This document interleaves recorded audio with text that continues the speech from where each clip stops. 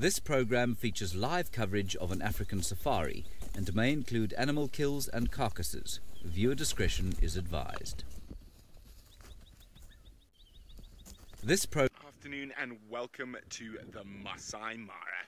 We are again at the crossings, waiting to see if the zebras are going to brave the murderous Mara River. And it looks like they might. So I'm going to say, hello quickly, my name's Brendan Smith. I've got the big man James on camera, and now back to the zebra.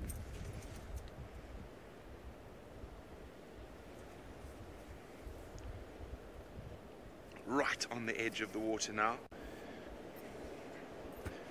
Oh, it looks like they're going to go. One at least was getting ready to. I can't see any big crocs just yet. That doesn't mean they're not here.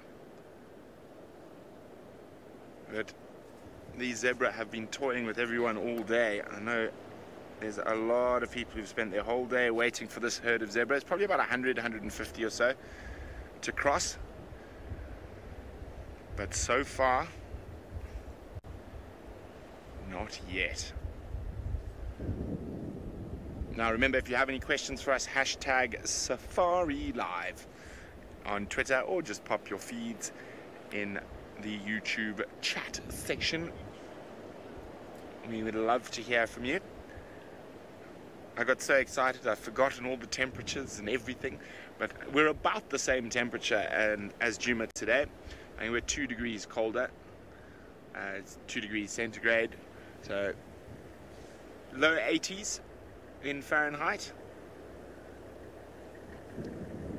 Now I do have something else incredible to tell you.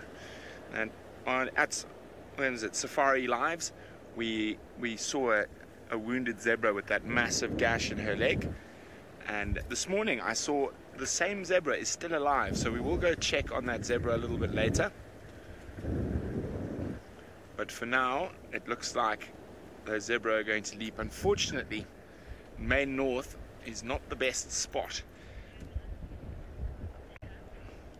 It's not the best spot to view from a vehicle from this side of the river. But we are here, and what happens is sometimes they get caught in the rapids and they will actually sort of come almost all the way down to exactly where we are. Now, if I go quiet, don't get surprised, but I'll warn you first. We're just going to wait. Nah, not quite brave enough just yet. Linda, this is truly amazing. It is one of the greatest wildlife spectacles in the world to be able to witness the Mara River crossings. And these... Oh, there's a crocodile, but out the water there. These crossings haven't been that busy this year compared to the last couple of years, and that's just because of the massive amount of grass that's been down to the south. Now, I wonder if this is the same herd of zebra that we've been following for a couple of days, been umming and ahhing and thinking about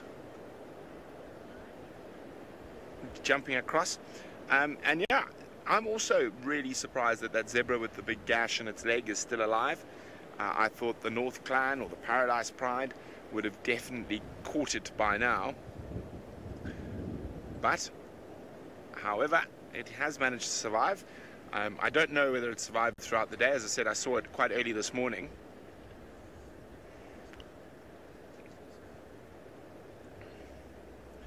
Umming, ahhing. You need a great deal of patience when watching wildlife and filming wildlife.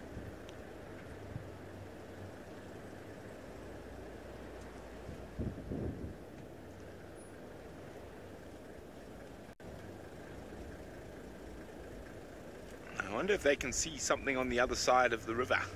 They're looking quite intently across.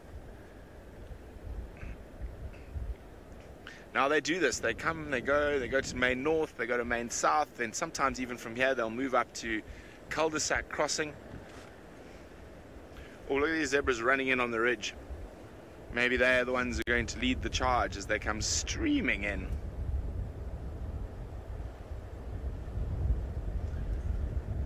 But for now,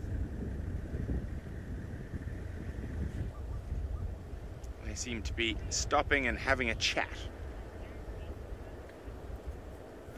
Kaj is wondering, are hippos irritated by the river crossings? Sometimes, Kaj. Sometimes they'll just ignore them. Other times they'll actually bite the animals as they cross. But it just depends on the day.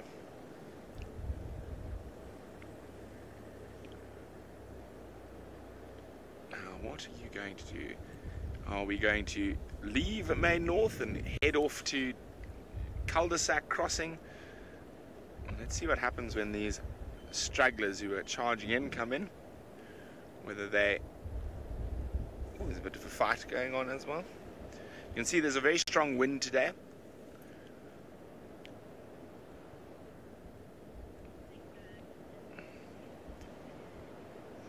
Well, I'm going to play the patience game a little longer here at Main North Crossing. While I do that, let's send you all the way to South Africa to say good afternoon to Madam McCurdy. Hi Brenty, we missed you here in South Africa. Hello, as Brent said, my name is Taylor McCurdy and on camera with me today is VM. So we will be looking for leopards, as you can imagine. No birds will be shown. No, I'm just joking. Of course, we'll do a variety of different things this afternoon. But as I promised you on the morning safari, is that we would try and have a look for some leopards. And after yesterday's drive with Tingana moving around during the day, I thought, maybe we get lucky. So he was briefly seen by the bushwalk team from my understanding, so we'll have a scratch in the area that they were driving around on. I've actually just gone one road to the north. I just wanted to check because I can't remember it's too many people saying that they'd driven around here on this road. So we'll have a little look here and then we'll go up to the east. We'll check Buffalo's Hook Dam. Maybe we get some elephants. I mean, that would be really nice. And then I think we're going to end and do our sundowners. Not that any you can join us and you can have a sundowner if you like, but we'll probably just go and have a quick look at Chitwa Dam because those wild dogs might do a big loop and end up coming around. So that's what we saw on safari this morning, as we were lucky enough to get 3 wild dogs. So they could also be on the cards for a little bit later. But it's hot, and I'm pretty sure everybody's resting in the shade as we speak. And it's a bit windy too. It's like a berg wind today. It's quite warm. But remember, this is a live and interactive safari, so hashtag SafariLive on Twitter with all of your questions, or chat to us on the YouTube chat, you know, the usual. What have I seen? Let's just have a quick look here. I'm just going to go up ahead. It does seem to be... everyone's flying away. Oh, everybody is saying that I got a new tattoo. No, well, sort of. This one I got in, when did I get this one? In February. I don't know why I'm asking VM, like he was there with me when I got it. I got that in February. Yes, it's basically, the short story is that it just Kenya reminded me of my love for the coast, and I fell in love with the Kenyan coastline essentially. So that's kind of what that is for. Not to get into too much detail, but they're all very colorful. I love a colorful tattoo, so yeah. But thank you for those of you that were complimenting me on it. The others were okay. So off we go. Now we need to I should be concentrating. I really should be concentrating. Oh, Romit, I know, me too. I also really want to see Hosana. I'm going to try my best to find him. I promise, but I have to go to Chitwa because I would really like to see those dogs again if we can get a chance. Remember, with wild dogs, they're not like leopards and essentially territorial where they're constantly going around and marking a small area. These dogs travel huge distances, and you know, you'll see them for a couple of days and then you might not see them at all for, you know, 2 or 3 weeks. So we better make the most of it while they do seem to be within the area. We know that Hosana is hopefully not going to go too far, but there haven't been any reported sightings of him today. We will check obviously when who's driving, Taxon and Aubrey from Djuma head out on safari, and who knows what they'll be looking for. I'm just looking at all these tracks. The hyenas were so busy And also lots of baboons and monkeys and things walking around here. Anyways, off you go to Sydney to say good afternoon, and he's starting his day off at a watering hole.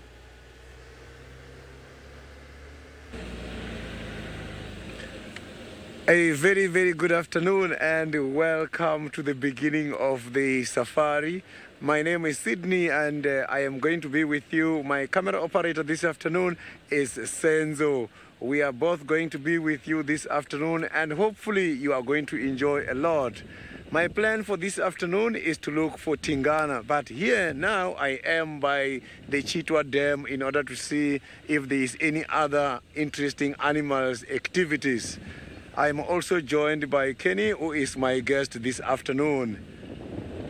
For your questions and comments, you can follow us on Twitter, #SafariLive. You can also catch us on Safari, on YouTube chat stream.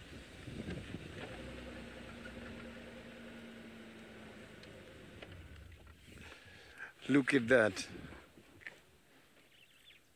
I've got the guinea fowls now. They are drinking. Guinea fowls are... They are going deep in that water for drinking, which can be also very dangerous, as some of the predators such as small crocodiles can easily catch them. Look at that. Look at how these guinea fowls are drinking. You see, they collect water, they must raise. Reason for them to raise is not specifically for safety. The thing is, the beaks, in order to collect water, they must be able to lift up the jaws so that the water can go deep in the stomach. Listen to that.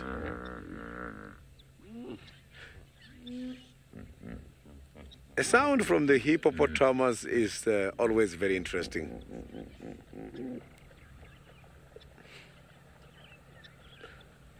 So the guinea fowls, I can see one of them is coming to join now. So they're going to be 3 in a short while.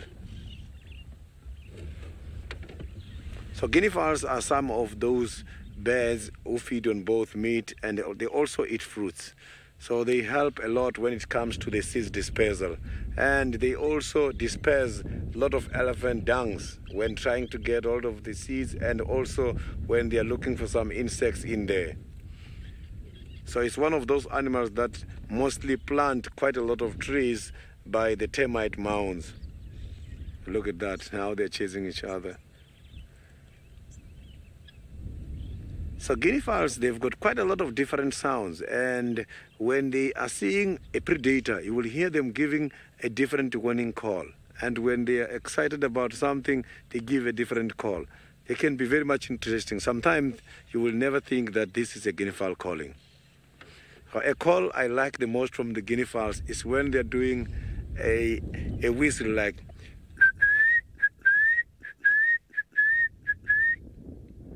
It doesn't sound like guinea fowls. But when they're angry, you will hear them doing. So guinea fowls spend much of their time in a year with quite a lot of tapeworms. So if you can check by the month with letter R, if you eat the guinea fowls, you must have to avoid them because by those months with letter R is when the guinea fowls has got quite a lot of worms. You must avoid them. So it means you can only eat them by May, June, July and August. So it's only 4 months.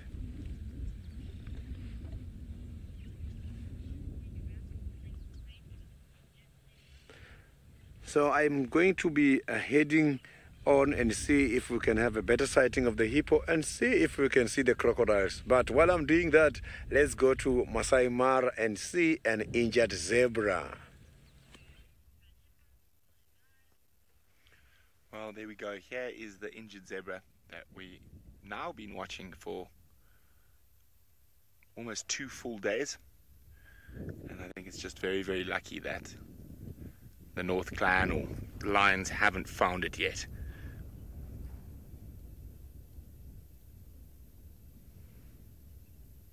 Shame. Poor zebra.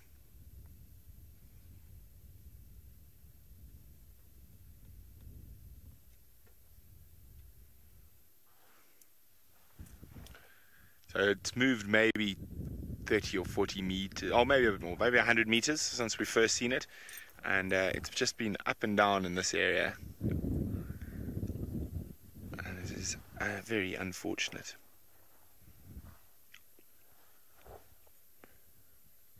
Okay, well, we're going to leave that zebra for now. I'm going to go see if we can find other things about. You never know. There could be Paradise Pride around. There could be North Clan. I might head towards North Clan later, depending on what these zebra are going to do. Actually, I'm changing my plan. I think that big herd of zebra is going to go to cul-de-sac crossing. Gerald says, I cannot believe he is still alive. Me neither, Gerald. I was convinced the predator would have got that zebra by now. So I think they're going to go through these trees here and through to cul-de-sac crossing. Okay, let us go see what's happening on that side. So on our side, to drive to cul-de-sac's quite a distance, but if you go through the river here, it's not very far at all. It's probably only 500 or 600 meters from here to cul-de-sac crossing. And I think that they're going to move through around there and go to cul-de-sac crossing. It's quite busy at the river this afternoon, but oof, dust.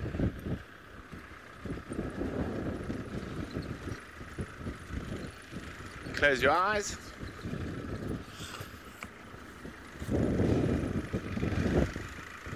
Difficult to drive when you've got dust in your eyes.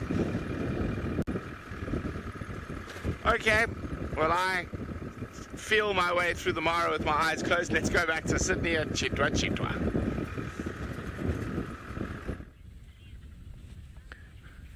I am still here by the Chitwa. I've got one of the biggest reptiles. You can see the crocodile. He's even matching the surrounding.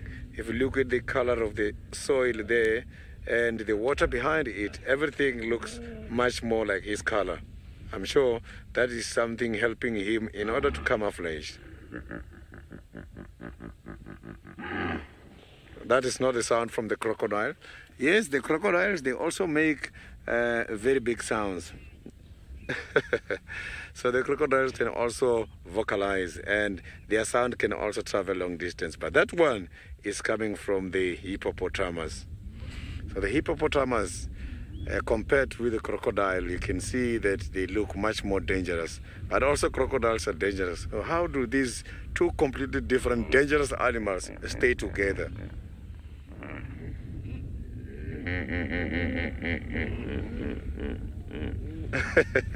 That is interesting. So I like the hippos when they are doing that. So that kind of noise they make is fascinating. So I was saying the crocodiles and hippos, they are all both dangerous animals, but they are staying together. Why? Because mostly the dangerous part of these animals is much more happening when it comes to the females. So if the two different species cannot interbreed, there won't be any problems. But if the two different species can interbreed, that is when you will see a big problem. It's when there will be too much fighting, and their fights can be very much vicious. It's where some of them do lose their lives. But here, between the crocodile and the hippopotamus, there is no competition at all. Not even a competition for food. The crocodiles are carnivores. They only feed on meat. Whereas the hippopotamus, they are herbivores. All they eat is grass. Yes, they do attack animals, but they don't really feed on meat.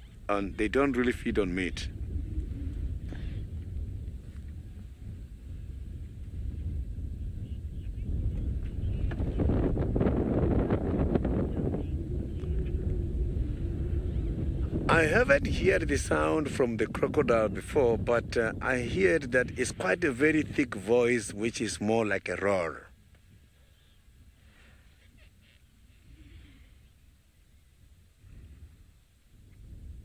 You know, the crocodiles, we've got a belief on the crocodiles. Where I come from, we believe that when the crocodile opens the mouth, if you inhale the carbon dioxide from the crocodiles or any kind of air which is contaminated from the crocodile's breath, you are going to suffer from flu. So when the crocodiles are in the areas, we always make sure that we don't do that.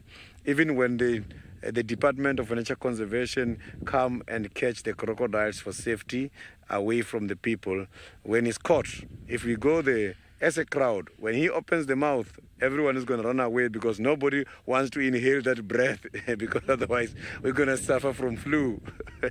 We used to run a lot because of that.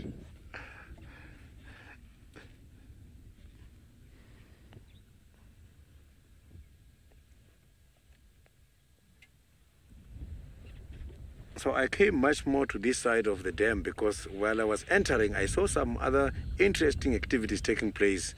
I think there was one of the male trying to push a female for mating activities, but now I can see the female is right in the middle.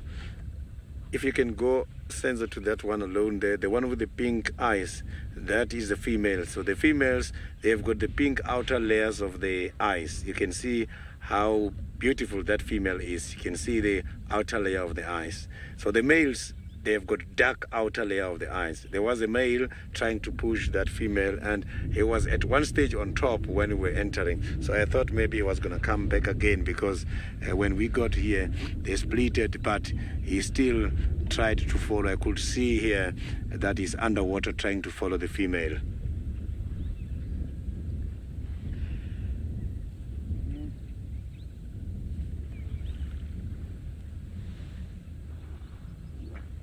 So these hippopotamus, they don't release quite a lot of water during the day because they are not like exposed too much to the sun. And the fact that they don't have sweat glands, it makes them to manage the level of water in the body nicely. So it's unlike the animals that are outside the water where the dehydration takes place too much because the sun is very much strong. They even got kind of an oily substance that you see here on the side of their bodies, and which also prevent them from sunburn. So it all helps them when it comes to the management and the conservation of water in the body.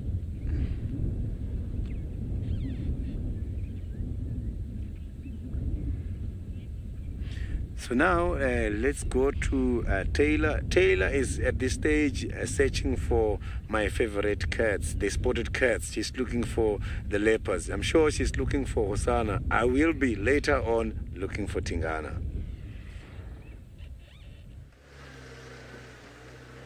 Well. So we're actually up here in the east and we popped past Biffle's Dam, but unfortunately there wasn't much happening there at all. The resident Egyptian geese, of course, were just sitting preening their feathers, not doing too much. Now, we did see some of Tandy's tracks, but it's a bit difficult because there's been a fair amount of wind today. So they're very wind sort of blown, and I don't know how fresh they are. They're not directly on the road either, so they could be from very early this morning. But now I've got to a point on Hippo Pools Road where the road is very, very sandy. And with it being so sandy, it'll allow me to see much easier if anything has actually walked along here and give me a better idea on how fresh the tracks are, but I haven't. So we're going to go along here. I think we're going to basically double back down onto Guari Pan Road, back to Inyala Road North, and keep just searching around. Definitely going to stop and listen at some point to see if we can hear any chattering of the birds. That'll help give the animal away, maybe even some squirrels, but we don't trust the squirrels all the time. So here we have waterbuck. Let's try and get a little gap. Go a little bit further forward. Let me go. What do you think, Vim? It's not great. Let me go a little bit further forward. So it's difficult. They're standing in amongst all the twigs. Oh, that's a bit silly. Now, as most of you know, when we do have those days where it's super windy, the animals can be on edge. So the waterbuck are not too certain of us. You can see, look at that cow. She's staring at us. Don't you come any closer, I bet she's saying. But it's quite a big herd. It's difficult to see them. Just like I said, they're standing in amongst all the dead trees. But there are 1, 2, 3, 4, 5, 6, 7, 8, about 9 of them in here, all hidden away, perfectly camouflaged.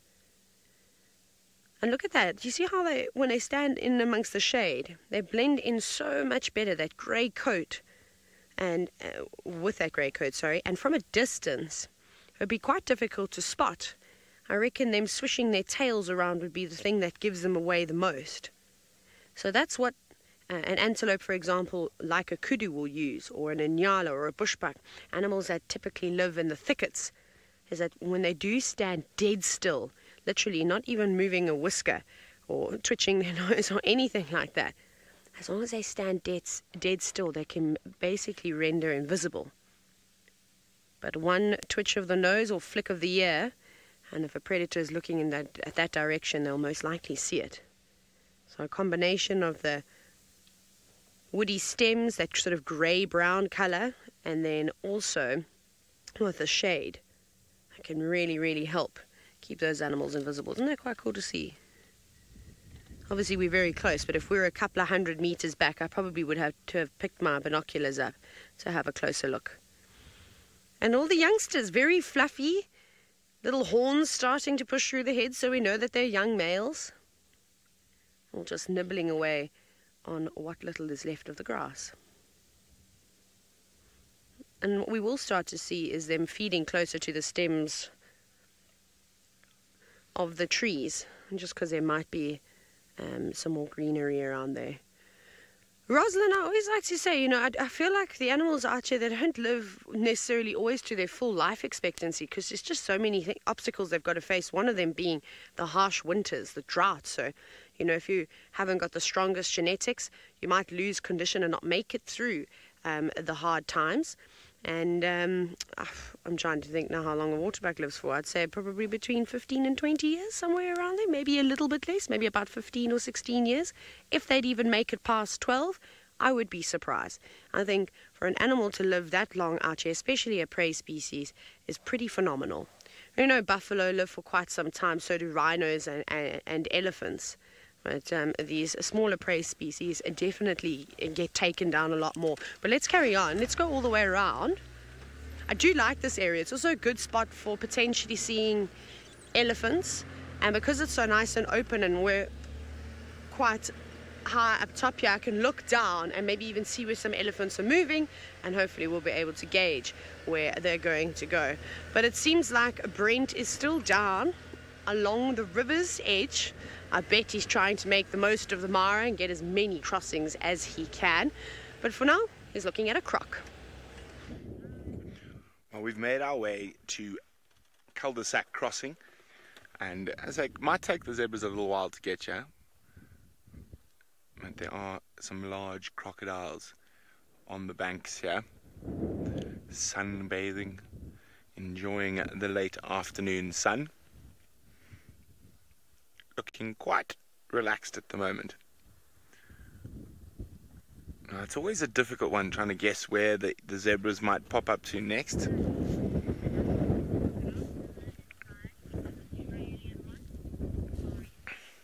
Hello, Safari Sally. Safari Sally is wondering whether the African crocodile, what's actually known as the Nile crocodile, is similar in size to the Australian crocodile, which is actually a saltwater crocodile, Crocodilius porosus, versus Crocodilius niloticus. The Australian crocodile gets bigger, although saltwater crocodile. It's the largest crocodile species in the world.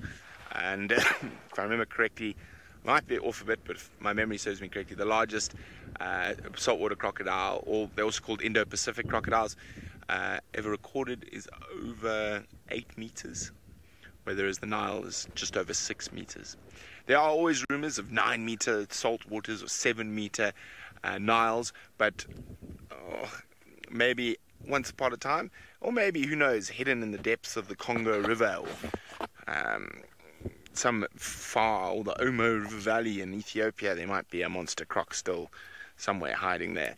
But a very big Nile crocodile is 5 meters or so, even over 4 meters, and very, very few of them will ever get bigger than 5 meters.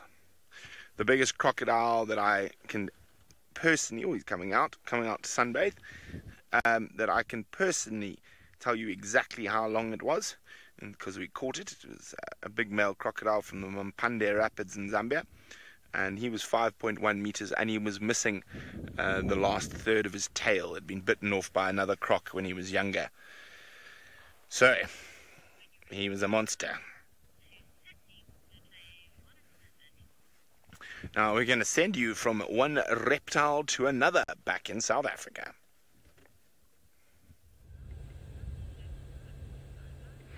Look at that reptile. This is interesting. I haven't seen a rock monitor for quite a long time, and this one look very much fat. So today you are going to easily see the difference between the water monitor and the rock monitor. You can see the skin color is more or less the same. Look at that. Now he's trying to sniff in order to investigate the road. He might start moving. Once he's going to do that, then I know it means he wants to move. It's when he's trying to navigate for orientation. So you can see that the water monitors, the lens, that is true indeed. These rock monitors are very much huge compared to the water monitors. So look at that. And you can see that the body is not even straight. When it's very relaxed, when the body is flattened, you will see these can be very much big. So he was enjoying the sun. He is part of the reptiles. He does rely on the energy from the sun for survival. So he's just like the crocodiles. But if you look at the tail, these ones, the tails are not much more longer than the water monitors. Because water monitors, they've got to use that tail in water when they're swimming. So these big ones, they stay in termite mounds, most of them, because the termite mound gives them a very interesting temperature. Remember, the small insects, such as termites, they can be able to regulate the temperature in the termite mound up to 36 to 37 degrees Celsius. So because these are reptiles, which needs that kind of a good temperature, they go and stay in these termite mounds, and which is a very good place for them in order to maintain the body temperature.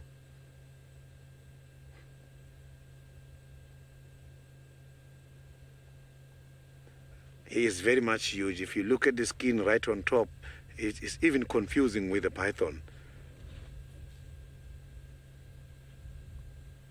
So I just want to see how he's going to move, because I can see that the limb, the front right limb is not moving. He's just holding it like that. So I'm not too sure if maybe it is an injury or that is how he is. So I'm just going to wait and see how he is going to move here. You can see that he's bending that leg. Jackie, that is true. When looking at the skin, the markings, they are so interesting. They are so beautiful. Look at that. You can see that if you don't see those limbs very nicely, you might even think this is a small python when not seeing the whole body. Look at that, those spots. So those are the things that they're using for predation purposes. Remember, we have got the anti-predatory strategies, which is also associated with some of the spots just to make the animals camouflage, which is part of what is called crypsis, how the animals are avoiding detection by the predators, or the predator also avoiding being spotted by the prey.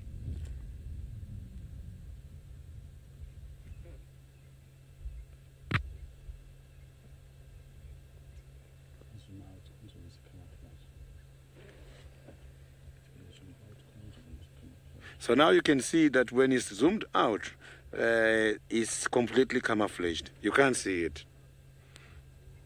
I also spotted him because he was moving, and I managed to pick up the noise. I was just investigating the kind of funny noise I heard from the dry leaves, and then I saw him. It's not easy. What he's trying to do now when the tongue is going in and out, he is checking also maybe, yeah, I think his front right leg is swollen. He doesn't want to use it. Let's see what he's thinking. It is quite a very big reptile. Look at that eye. This is nice and clear. Look at that. So this is the rock monitor. It's not the water monitor. You can see that the tongue is like a fork. That tongue has got quite a lot of vital functions. It cannot survive nicely without the tongue. It's not only about the taste of the food. The tongue also helps him in order to find a way out. Look at that.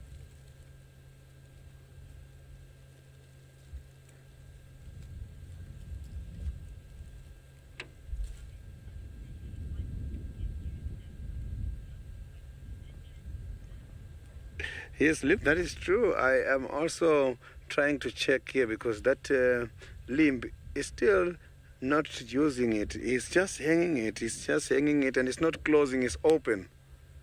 So we just want to see how he's going to move here.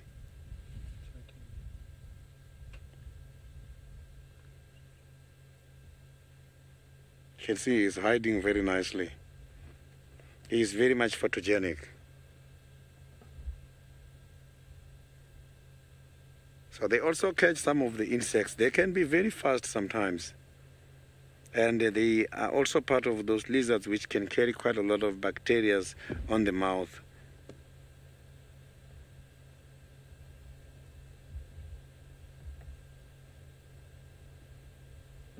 Look at that. From this angle, it doesn't look like a lizard anymore. Now it looks like the dinosaurs. See, the tongue is even touching some of the dry leaves.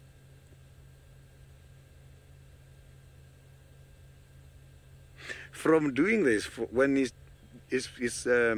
putting the tongue in and out, he's going to find out at what distance are we, the distance between us and him, and he's even going to get the size of the prey or the size of the predator. He will get the movement and everything. So if it's something which is more or less the size of the prey, is when he will go for it. And if it's something that is going to judge and find that this is more bigger than I am, he will avoid it.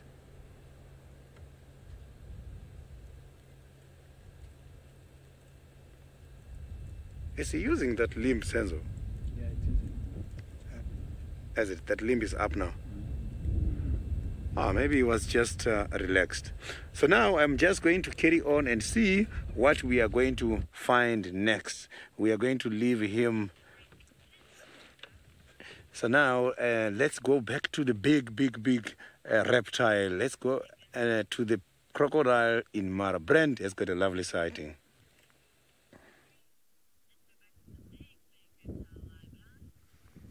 There we go. And you can see that one has got its mouth open, and what it's doing is it's actually cooling down a bit. So when they open their mouths like that, the wind will blow across their mouth and particularly their tongue. Although their tongue is not loose, it is actually attached to the base of their jaw, and when that wind blows over, it actually cools them down because there's a lot of blood vessels there. And I've got a question for you. How many teeth do you think a Nile crocodile has in its mouth? How many teeth do you think a Nile crocodile has in its mouth? Hashtag SafariLive if you know the answer to that. Now, I think we might go have a look around North Clan territory for a bit and then come back to see if the zebras come back a little bit later.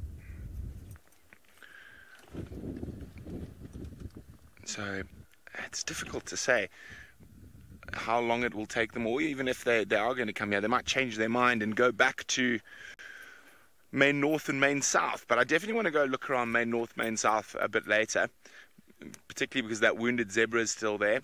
And who knows, maybe we can find some hyenas moving from here through to the other crossings from this area to see if they can find that wounded zebra.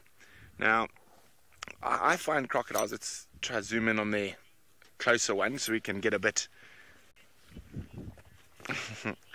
Roshni says the crocodile is a good toothpaste ad. Well, Roshni, I wouldn't want to clean the crocodile's teeth. Now, certain crocodilians, or certain populations of Nile crocodiles in Africa,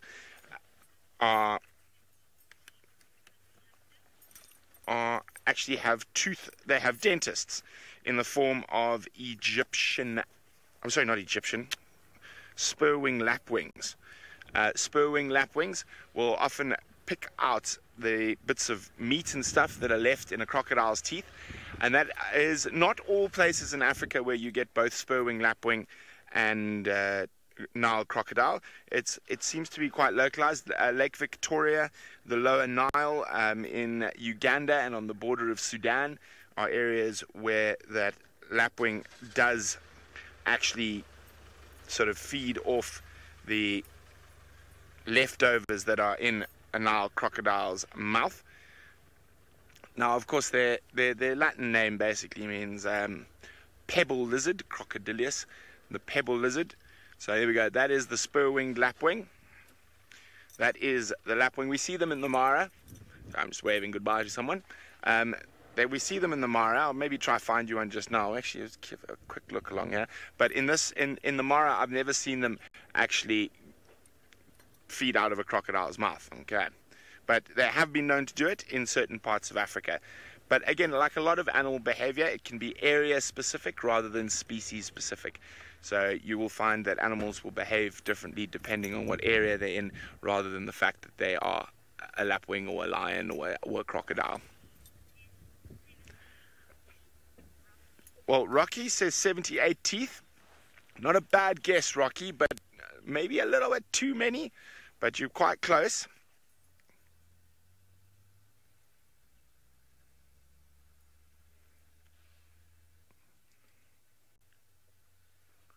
Now, the power. Oh, Fazal says 76. We're getting closer. Now, the interesting thing, the bite force of a big Nile crocodile is about 5,000 pounds per square inch. So, pretty impressive.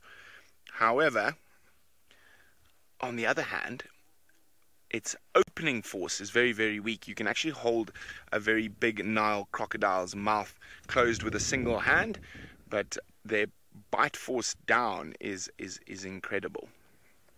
But to open it up, not so much.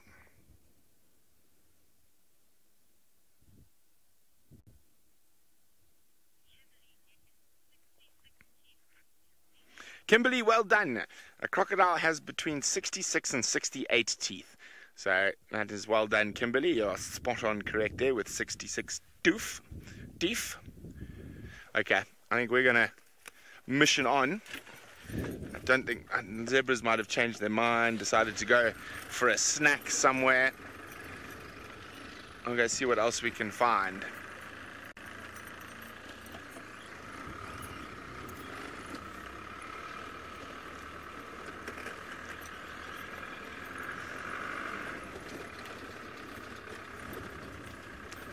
Now, I wonder where those two young male lions have got to that Jamie had a couple of days ago, or actually on Sunday. Hopefully we'll find some lions, maybe some leopard, maybe some cheetah, but it sounds like Taylor might beat us all to it because she's following up on alarm calls.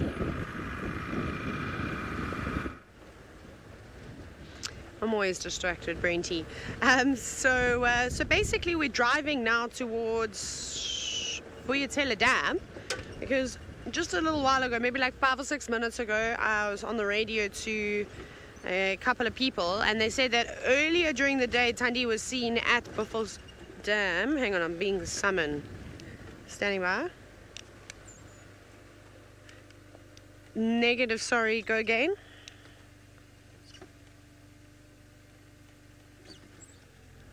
I'm on my way. I'm just going through Giraffe Dip now. Right, perfect. We're heading in the right direction, everybody. Okay. That's it now. So what I was going to tell you before I tell you what I've just heard is we left Buffelshoek Dam because we had a scratch around. We had a look and we saw some tracks, female leopard tracks coming down back north, so going south. So we thought, okay, and then there were reports from Taxon who said he's just heard kudus alarming. So I thought, okay, maybe if it is Thandi, she's come back this way because her tracks came along central initially towards Inyala Road North and then went up that way. She was found on Quarry Pad. And we know that Thandi does like to move around during the day. She's also got a youngster with her, which makes a lot of sense. But it seems like somebody else has been found up ahead, not too far away from where we are now. And it's in the same area that we were looking for leopard this morning. So I hope you're excited. So we'll get there eventually. But just a little way up and around. Actually, I don't know how far along on the next road we have to go. But those alarm calls that all of you were commenting on the chat, so thank you very much, hearing it from the dam cam, and then of course with Taxon's help, hearing the kudu barking. Someone has been found. It is a spotted cat. So off we go to see who it is. Yeah. I always like going over these bumps in the road because it's quite nice. You can click your back really nicely. It feels fantastic. Okay. Been very difficult though to try and pick up on any. And sort of the wind today is making it quite difficult. Celtic. Now, great guess on who you think we might be headed to, and you've guessed the little chief. For those of you who don't know who, when we talk about the little chief is Hosanna. So Karula's last son and Thandi's brother. So we're going to see. We're going to see if you're right. Maybe you are. I hope you are.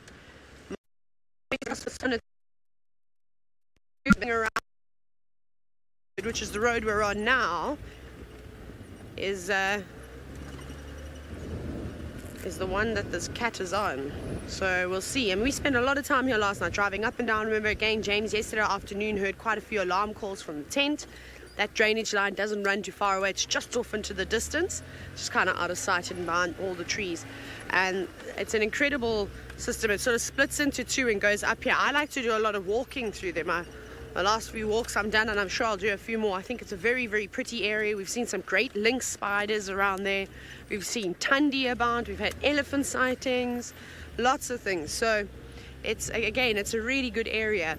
And I think one of these days we're going to do a drive where we count how many duiker and steenbok we see on one safari. And they're always so few and far between, but as we keep saying, they're everywhere. They're almost just as common as seeing an impala now, so that could be quite fun. Seeing them and catching them on camera though, that's two different things. They're so quick and they like to run away all the time. Okay, so I see a vehicle. Lorena, you've guessed Tingana. That is who I'm headed to. Maybe. Well, we're going to find out now. Wiem, are you smiling yet? Viem's got such a big smile, it's not even funny. I'm going to stop. I'm trying to anticipate this cat's movements, sorry Wiem, because we're not going to see him there because of the vehicle. But there's definitely a leopard.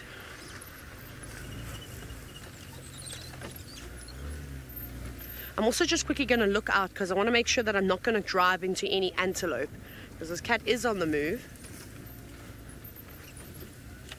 Okay, I think we're going to sit here patiently, and I'm hoping that my anticipation is right. Where is it? Can you see it? You got it, Wiem. Go back to the left again. Straight in there, just to the right, to the left of that big tree. Other left. Here we go. Go up a bit. Up, up, up. There we go. Look, look, look, look, look, look. Oh, that can only be one leopard. That, everybody, is Hosanna. Hello, big boy. It has been a long time since I've last seen him. I really thought that I was never going to see him again because he dispersed. And he moved on towards Singita. He spent some time down Londolozi, so a little bit further south from where we are. And normally when leopards disperse, they don't necessarily come back. Especially when you've got a new leopard. Hukumori had just sort of moved in. He was spending a bit of time around here. Tingana also up and doing well. So what a wonderful surprise. And of course Tristan brought him back. But we're not going to move just yet. Can you see how his head's twitching around quite a bit? I wonder if he's looking for something to eat. So we'll just sit, and eventually, when no, he'll come out. I can't believe how big he is. He's like doubled in size. He really has doubled in size since the last time that I saw him.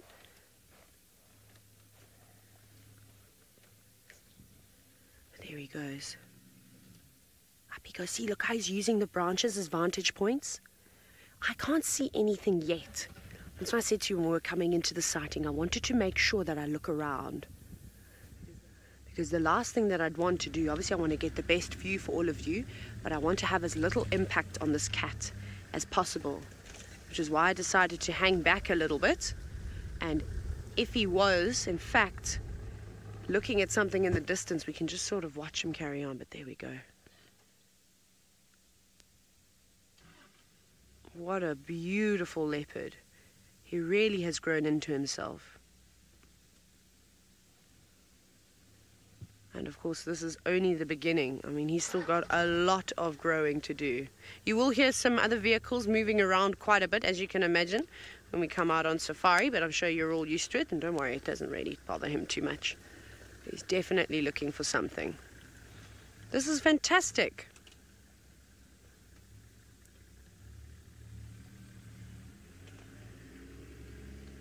Just marching along slowly. Whoop. Clumsy boy.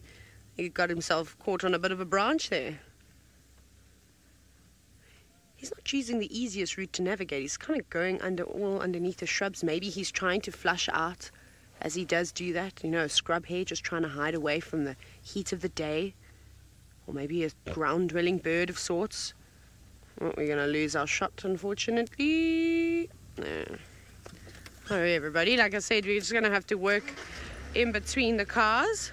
But fantastic nonetheless. No, this is the hard part. Actually, I think I might just go this way. Cool, so we're going to jump back on the road now because he's coming towards us, and we'll just sit and wait for him.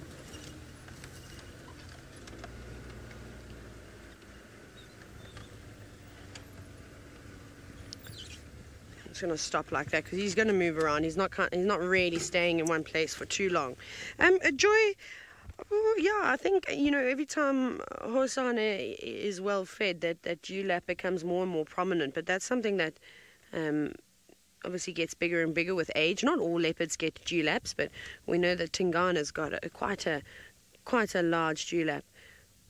But you can see it's just starting to develop there, and he's only just over 2.5 years old.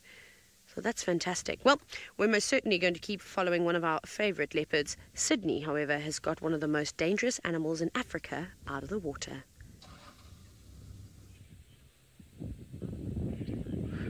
Look at that. I have got the big hippopotamus only coming back to the waterhole now. These animals sometimes, because of going long distances for feeding purposes, they got stuck there and come back later.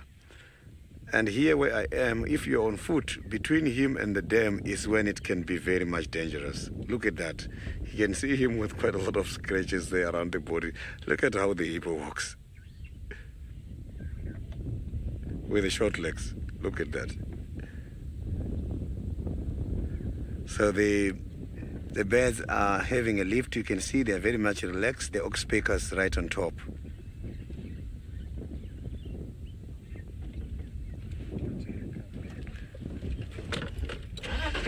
So I'm just going to turn so that we can have a better visual this is interesting. Look at him now, trying to open the mouth just to show us that he is indeed very dangerous.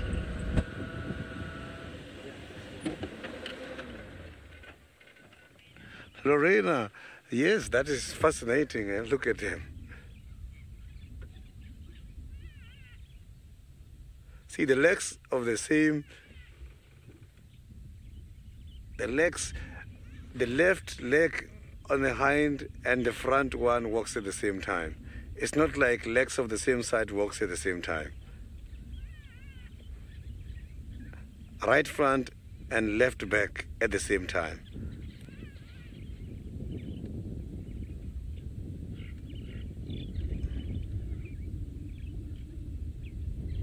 Let's see how he's going to get back and how he's going to be received by other school members.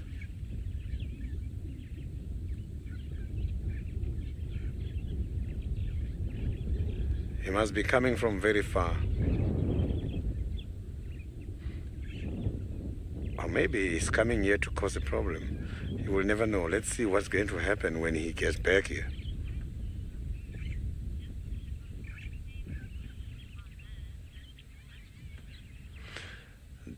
In water they can go fast, but the challenge is because it's wet. On the ground, because the soil is compacted, they can go up to approximately 36 kilometers per hour, and that is too fast.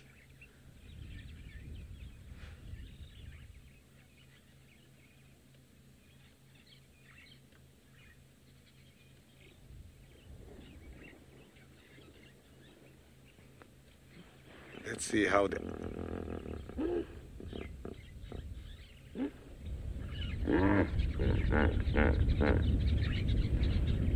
So he was just greeting everybody, and just one of them replied. Not too sure if that is a sign which is done every time when they come back, when seeing each other. But he started first.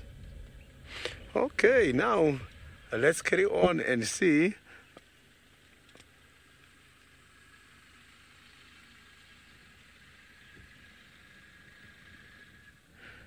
Wild princes, these animals can travel a very long distance. It's not the first time I'm seeing them coming to the waterholes. I was even charged at one stage by a hippopotamus just coming from in the middle of the trees, in the middle of nowhere, and it was very far away from the nearest dam. So when they're going out for feeding, they can go approximately 30 kilometers. And when they're out on that kind of a distance, coming back sometimes, if the dams are very far, you will see they can be able to hide in the thick bushes and come back afterwards. So, but this one, yes, I strongly agree that he's coming back, because now the food is very scarce, it's very dry. So they are even traveling more than expected.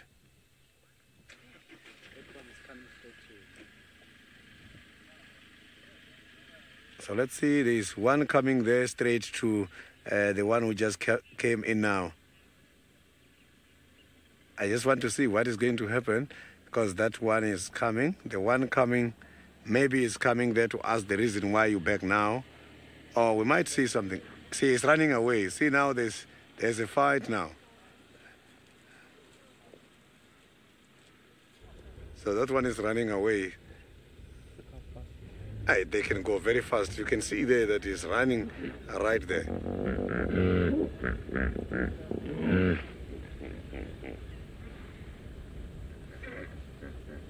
So I saw he was running at high speed, trying to avoid this one charging.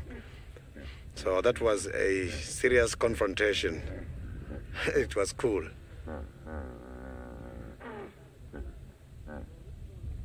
Look at that one now. When he's doing this, he's showing off now that it can be very dangerous. If you come here, I'm going to cut your body into pieces.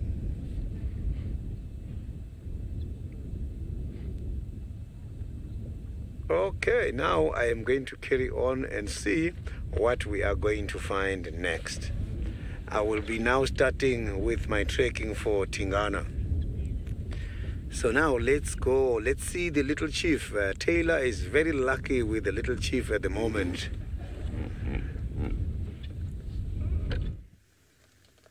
We are indeed. He's just walked straight towards us. He actually tripped over a branch again, and I thought he was going to fall into my lap. Thank goodness he didn't, though. But yeah, he's doubled in size since I last saw him. I cannot actually believe how massive he's got.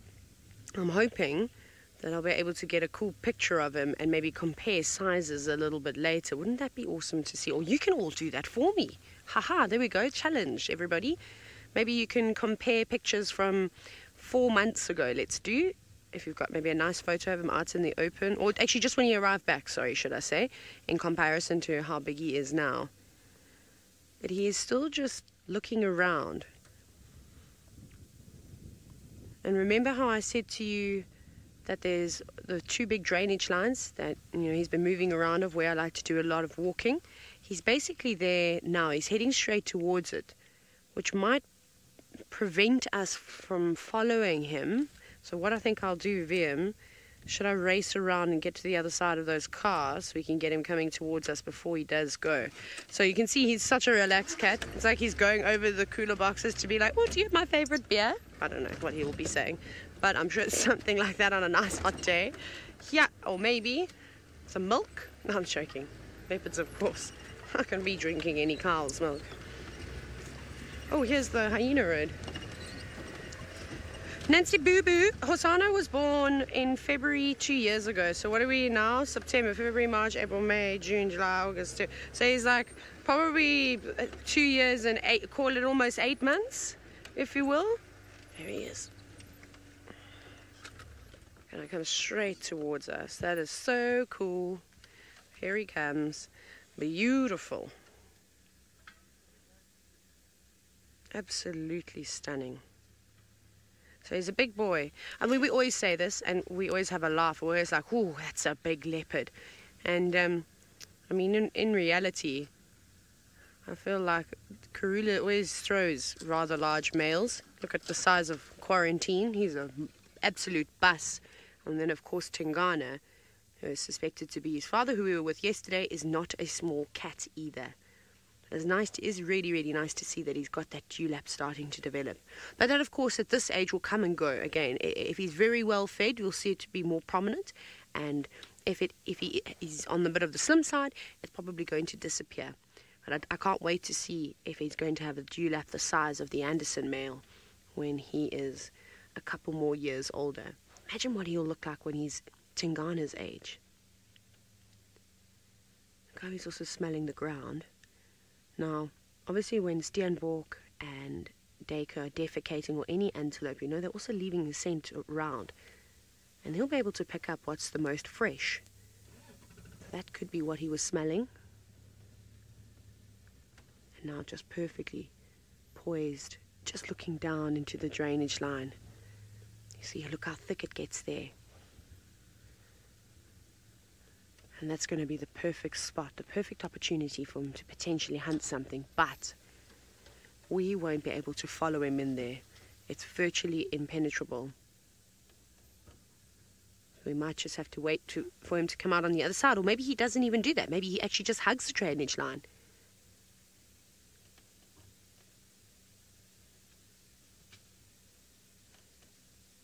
And you can see how relaxed he is with all the cars around him.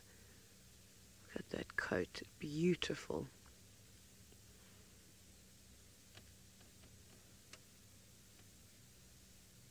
And such a long tail, which is so important to a leopard. I mean, it doesn't look like he's working overtime. He still seems to be fairly relaxed.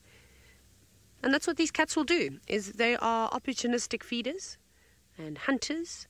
So, you know, he's probably feeling like he could do with a snack. He doesn't look like he hasn't been well fed, and we know he's been catching lots of scrub hares, lots of dacre. But I'm excited to see what he does next. But off you go, back to Kenya, where Brent, as he said, has kept to his word. He's headed into North Clan, a territory, and who knows, maybe you'll be able to find Waffles and her little ones. Well, we've decided to come see what's been happening with the North Clan of hyenas. And at the moment, not too much.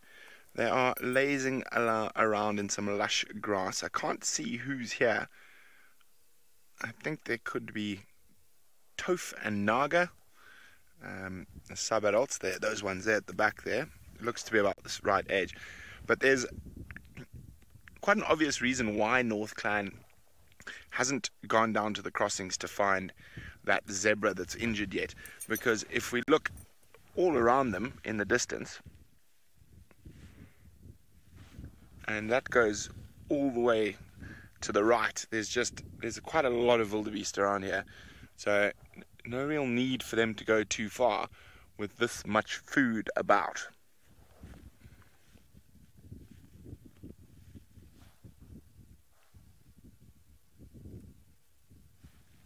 And you can see, when you get towards the west, you'll start seeing quite a few more, much closer to them. There we go, you can see.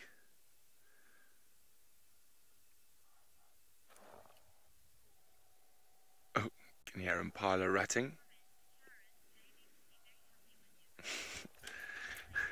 Karen says Jamie will be very happy with me for visiting the North Clan.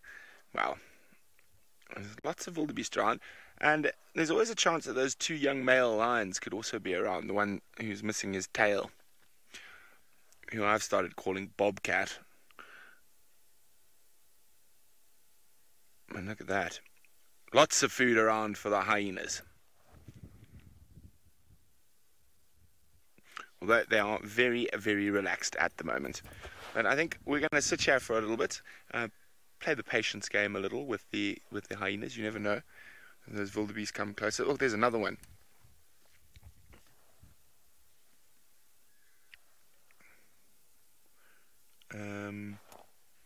To the left a bit. Keep coming. There's a jackal as well. Where am I looking now? Hello, little jackal. What do you got there?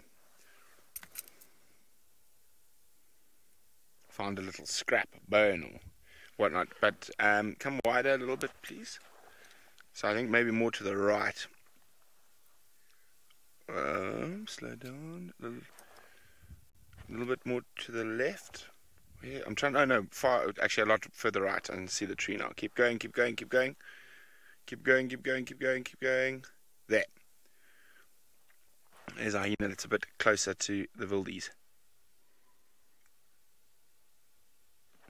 Now, as we know with North Clan, they're probably even more dotted around that I can't see at this very moment, ready to spring into action when the need arises.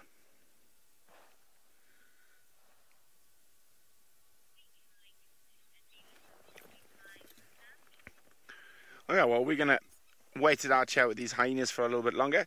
And in the meantime, let's send you to Sydney, who's got wildebeest who don't have a white beard.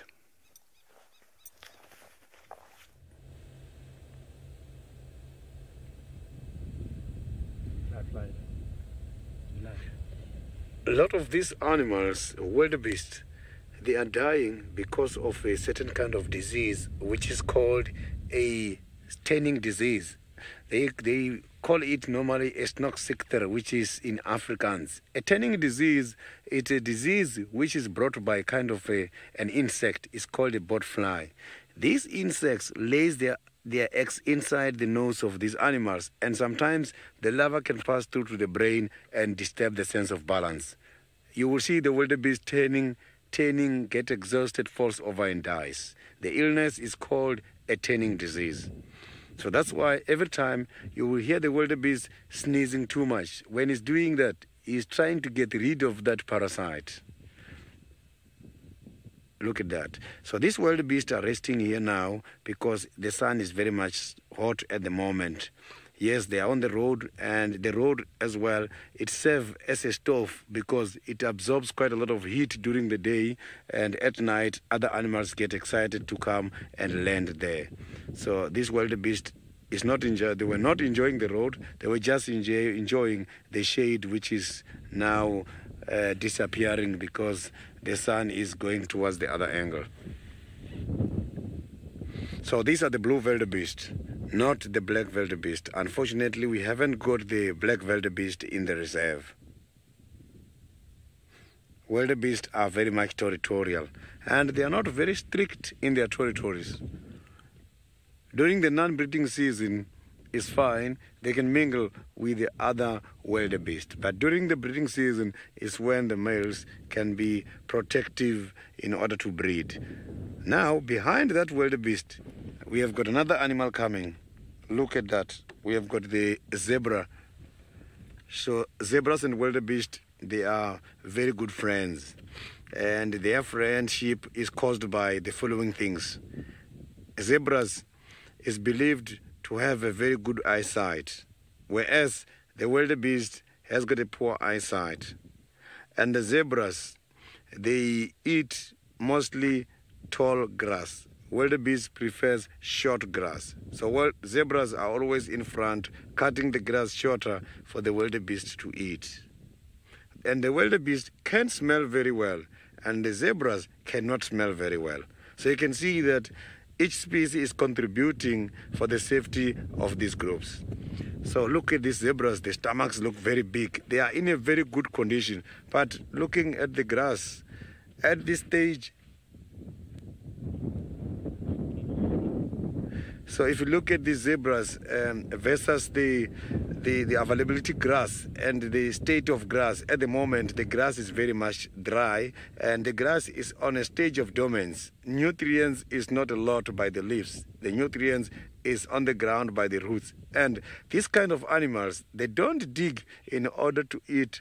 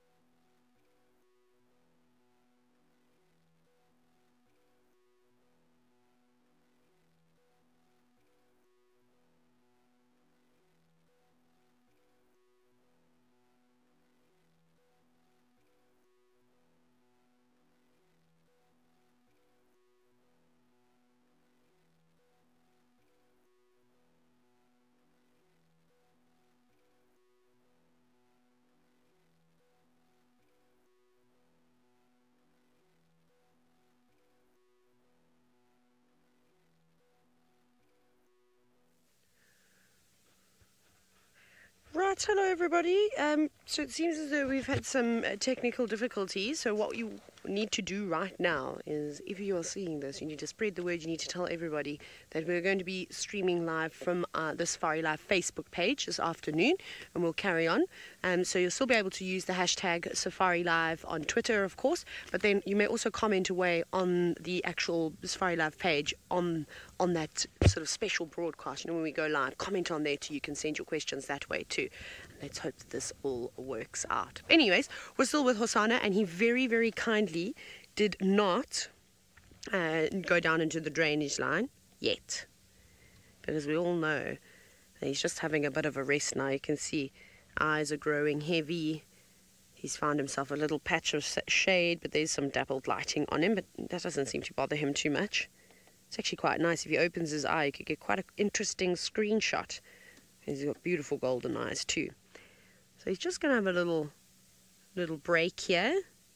Maybe he's going to wait for a small antelope species to start moving around. And then that way, you know, he'll just hear them and he can plan his next move. Just like that. Not quite asleep though. Every time anyone starts a car, starts chatting, he still looks around. So definitely not completely flat.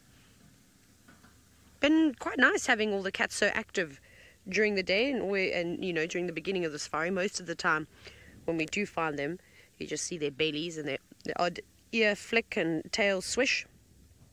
So both afternoons that I've been back, we've been exceptionally lucky.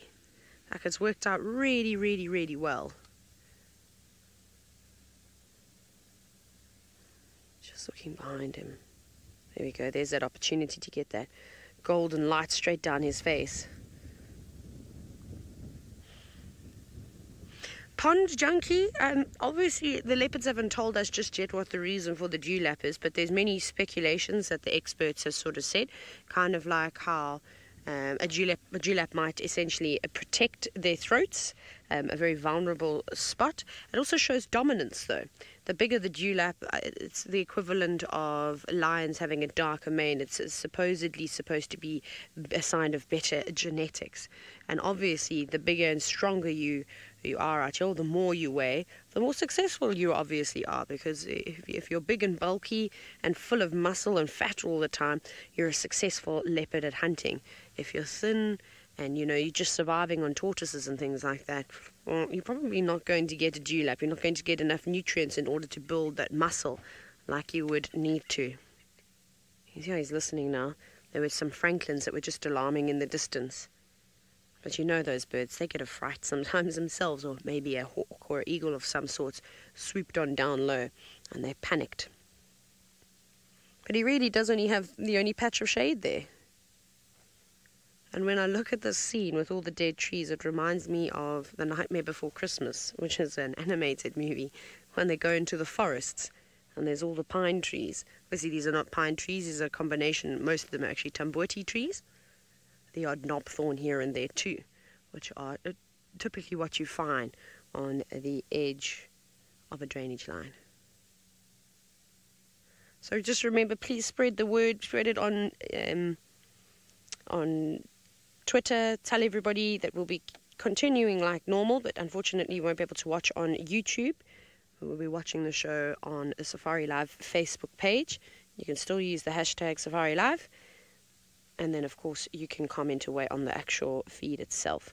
Right, Brent has not left the hyenas just yet. He's taking over Jamie's role and spending some good quality time with those incredible carnivores. So you can see what they get up to. Well, it looks like one of the subbies is suckling. And I say I'm not sure who that is. That could be lobster or chow. But every single time we sort of scan around, another hyena pops its head up. And there are a lot of hyenas around here, all spread through the grass. Hey, there's elephants in the background as well. Very, very beautiful evening here in the Mara. Hopefully the rain stays away. There are some big storms around.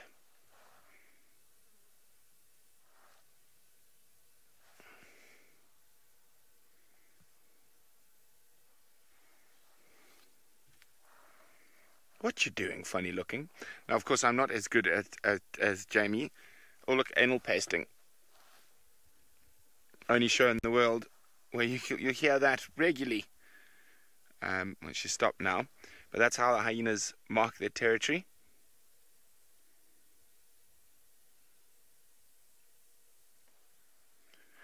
Going to go see what the commotion was in the distance.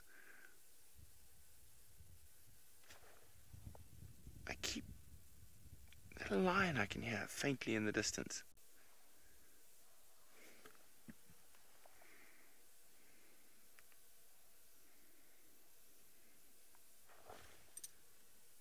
Oh, as I say, everywhere we look, there's another hyena.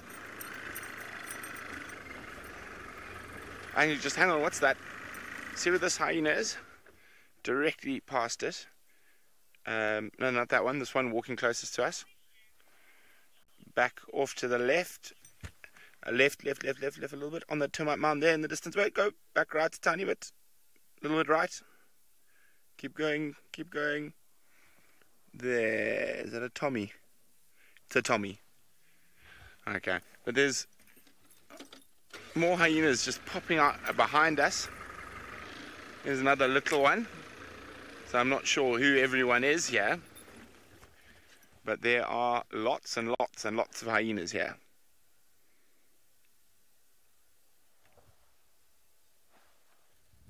And a little trouble.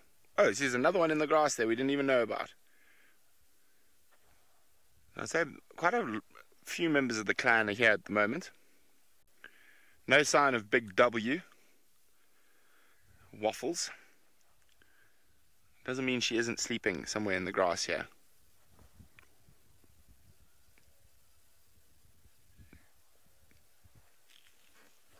But I think as that sun dips lower, these hyenas are going to become more and more active.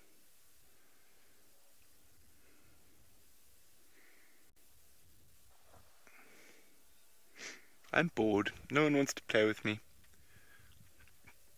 I'm just going to wander about.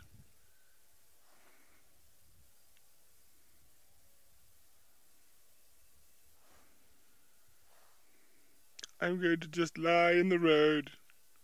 Roll over. Oh, it's a tough life out here in the clan lands.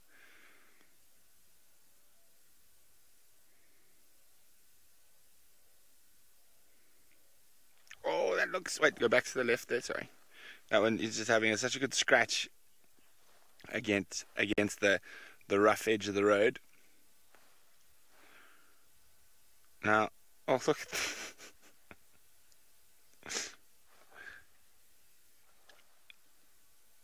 Just looks so comfy there. Bum in the rut.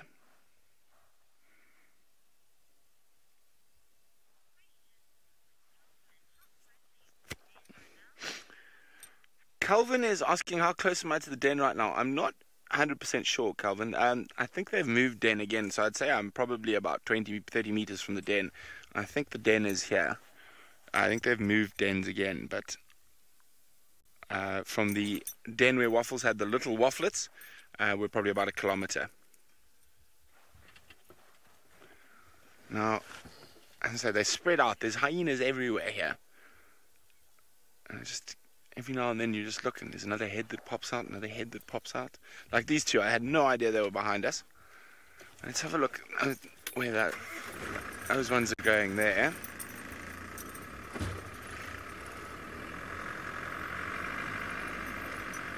Just gonna put us in a good spot here.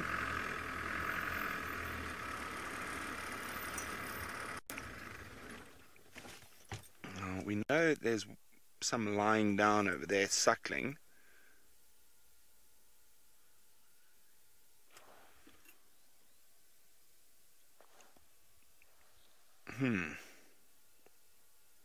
Yeah, I think he went to the right. Or they're just in the grass. We can't see them now. Oh, there. Oh, there's a jackal again to the left. There, a bit more left. Oh, there's the hyena, and the jackal just ran past it. And you can see even the distant hills are dotted with wildly beasts. And the elephants in the background.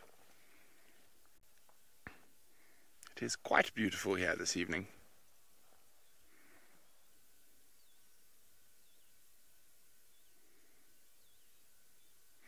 Let's see, there's jackal and hyena quite close to each other. What's going to happen here? Is the hyena going to chase the jackal? It's thinking about it. Go away, jackal!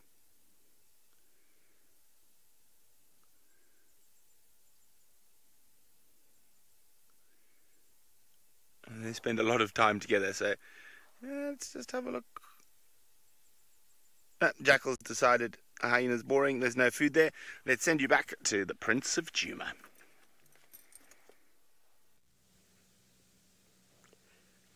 So as we suspected, Hosanna was just sitting around. Yes, he was having a bit of a cat nap, but he's woken up again. Something caught his attention, but behind us, not behind us, behind him, in front of us. See what he is going to do next, no? Oh, fantastic. That's great, have you? Of course he's going to sit behind that tree because I can't maneuver now because I've got half a dead tree in front of me. Maybe he won't sit there for too long. Maybe it was just a bird, a francolin or something, rustling through the grass. And I don't know if the birds will entice him like they did when he was a youngster. Come on, boy. Why don't you put on a show for us again? No, he's not ready just yet. He's avoided that sun that was in his eyes now. That is a much better position for him. Not so much for us, but that's okay. Obviously, he is most important.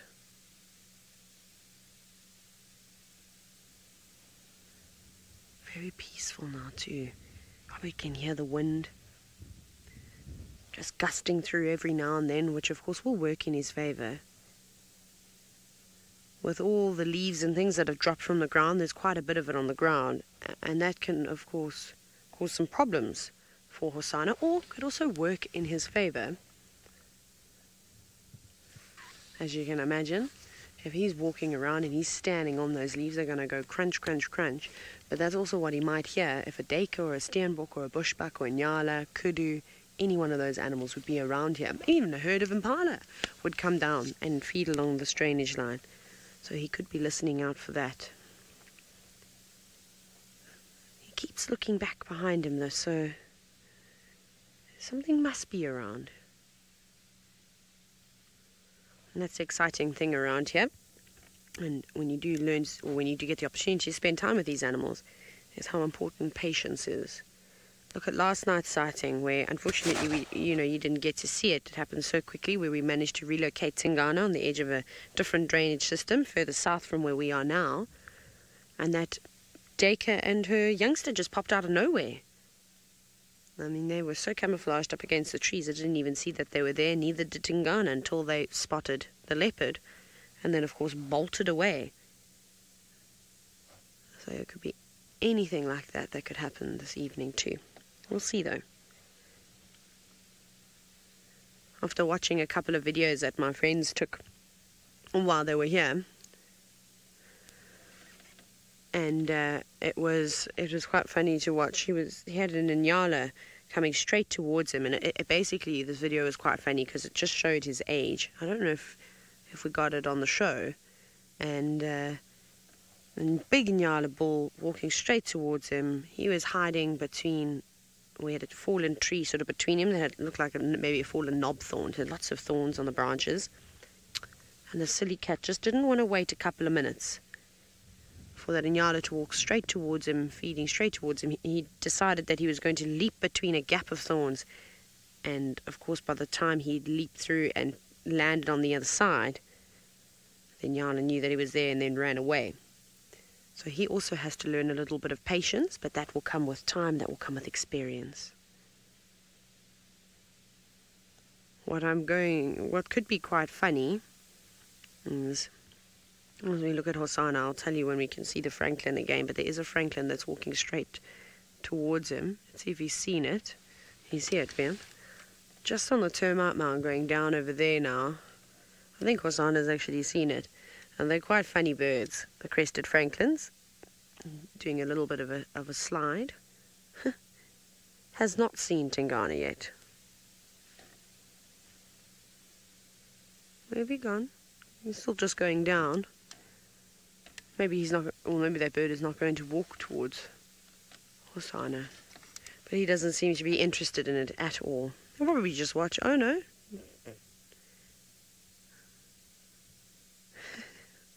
What are you doing? He's a funny cat. I hope he never loses that playfulness that he always exudes. He is like our clown leopard. In a good way, though. Look, he's seen it now. Franklin's uncertain, though.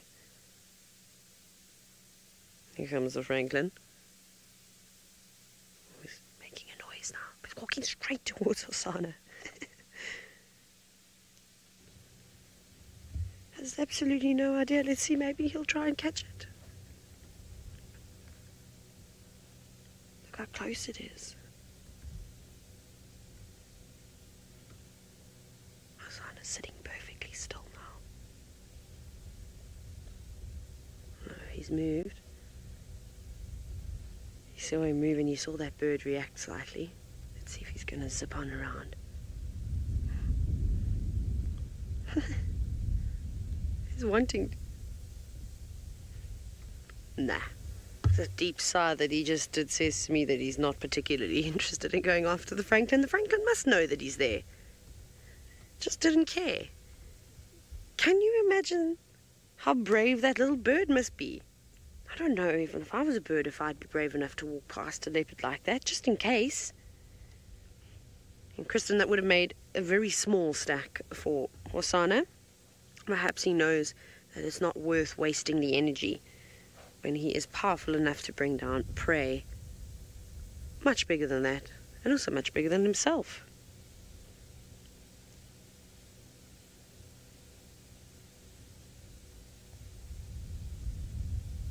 He's a funny boy. What is your favorite? Let's ask some questions. Let's see. It's gone a little bit quiet now. I hope you are all still watching on Facebook. So comment away or use the hashtag SafariLive. But what is your favorite moment of with Hosanna? Let me know. It can be, you know, any time frame. I'd love to hear back. I think one of my favorite sightings of Hosanna, it was with Hosanna and Shongile, was when they used to play at the Pans off of, is it Shibamo? Yes, it is Shibamo. And, is it that or Weavers? I can't remember, one of the roads, but there's some Pans. And they used to climb around, and you'd often find them there, and they'd chase one another over the fallen logs. And then they'd try and eat the foam nest frogs. Well, eat the nest, which of course is not particularly appetizing. And that was always good. And who remembers when they spent a bit of time down just below or at Twin Dams, at that the natural section that fills up quite nicely. It's more marshy than the dam itself, where they used to catch lots and lots of terrapins. They just used to lie in that long grass and you could find them every single day. Oh, Angel. You said that every moment is your favorite with him, and he has stolen your heart. He's stolen the heart of many people. And Lorena, yes, all those sightings of Hosanna playing around in trees when he was learning to chase squirrels, when he was chasing his sister up and down. I remember for a Nat Geo rehearsal one day, had such a cool sighting of Shongile and Hosanna bouncing about up and down trees. Karula was, you know, not impressed, but at least she was having a bit of a break from the youngsters. So they were always quite funny. And I think a branch broke that day as well with Hosanna. He came crashing out the tree. Onto the floor he fell, got up, shook his head, and then carried on chasing his sister around.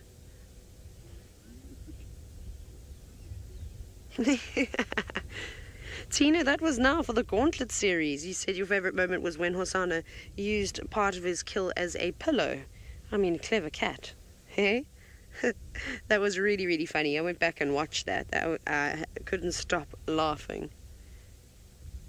And it is amazing once you get to know these leopards. They're not just a leopard anymore. They become part of the family. We see them every single day. We watched Hosana grow. You've seen him from when he was just a couple of hours old. I mean, he's got a very, very special place in a lot of our hearts. And I just can't believe how fortunate we are to have him back again. He's watching that Franklin now. It's run down back into the drainage line. It's like it's teasing him. Better watch yourself. Better watch your feathers.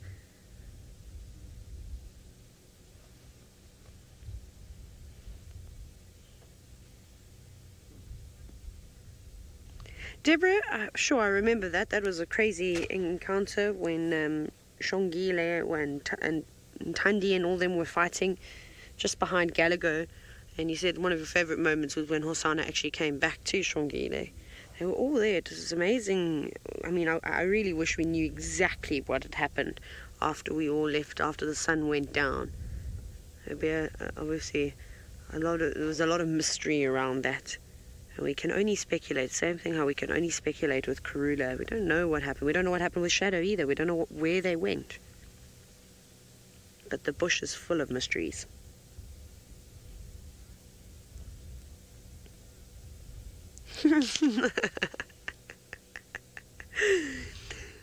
Project Alpha, I totally remember that entire sighting. We were on the fire break. I don't know, I think we were between Twin Dams and Weaver's Nest actually, and we just stumbled across Hosana and Shongile, and it was an afternoon school drive too, so it was just before it was getting dark. And that's your favourite moment, when I'd just been talking about how they're brother and sister, and then Hosana attempted to mount Shongile and obviously try and mate with her.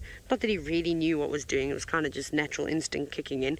And then I had to explain to the very young kids, because they were young, they were like 3 and 4 years old, that they were just wrestling. That was quite a funny experience. I also remember that. I think I was cackling the whole way through, as I normally do. Typical. I always have the most awkward sightings. But we're not going to go anywhere. We're still going to sit with this cat, and Brent has successfully found Waffles now. I wonder if her 2 little cubs are doing well, and if you'll see them. Well, welcome back. The Queen of the North clan has just arrived on the scene. Big W herself, the Waffle. No sign of the Wafflets. I'm hoping that, I think they've moved dens again, and I think she might be going to call out the Wafflets.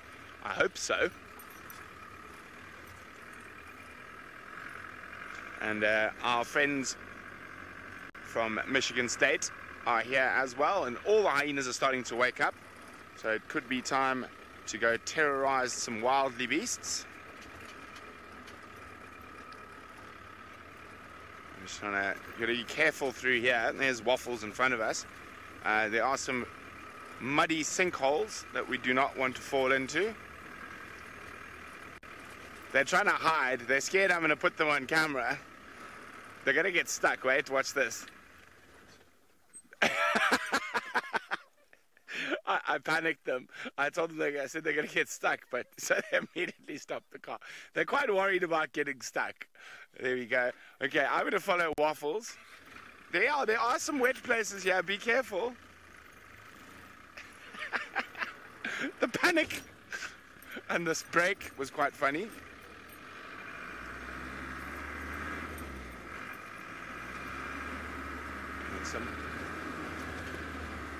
So Waffles is coming to where we started. Just want to get here. Laurie says go Michigan. Waffles is... Where'd Waffles go? Can't see her now. Where's Waffles gone?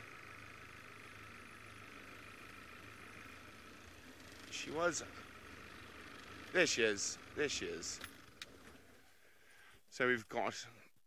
fortunately, the girls have helped me out. And there's lobster, chow, and those 2 that were behind us earlier were BFG and Isio Trot.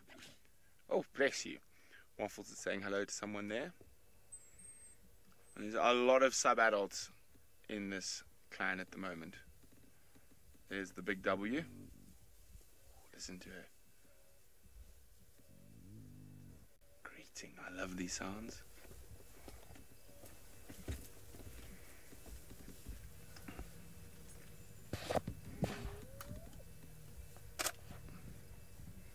Here comes trouble. James, next to you. Who are you, inquisitive little fluffball? Who are you? I don't know who you are, but you are very cute.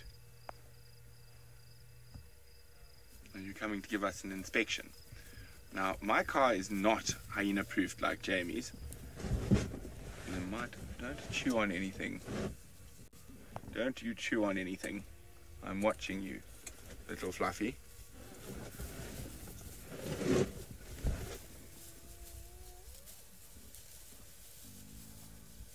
Look at the greetings going on. Tail up, excitement.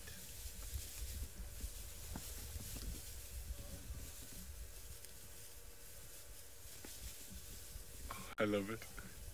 They are incredibly fascinating creatures.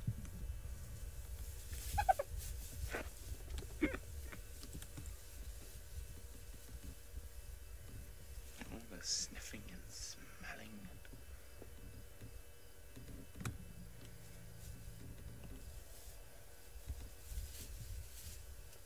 They're very cute at this age, especially when they run around like that. And the tail up.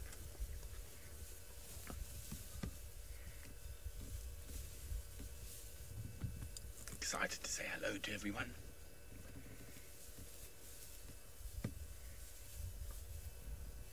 So fluffy. Oh, now we're going to go say hello.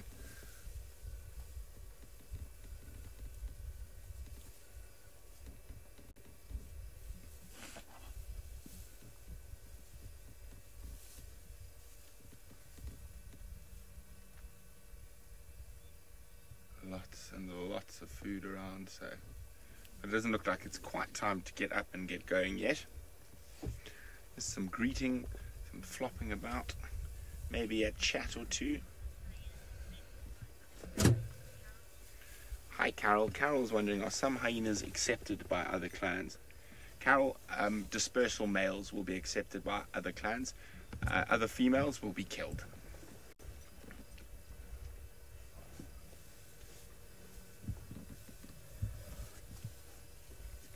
More greeting. This little one, I'm not sure who it is who's just come in, has greeted everyone with great excitement. But no one seems to be quite as excited as it. Waffles is flopped down now.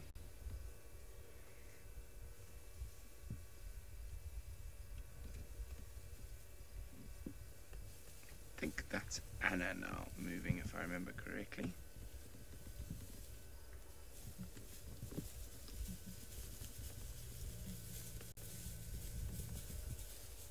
It's a nice thing about hyena dens. There's always something going on at this time of the day. Oh, itchy, itchy, itchy, itchy, itchy, itchy.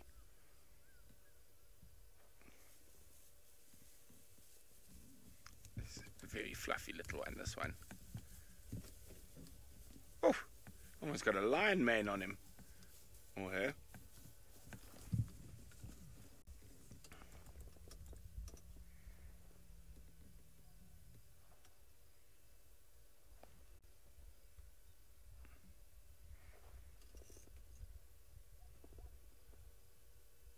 Let's just turn quickly. I want to see where those others are off to.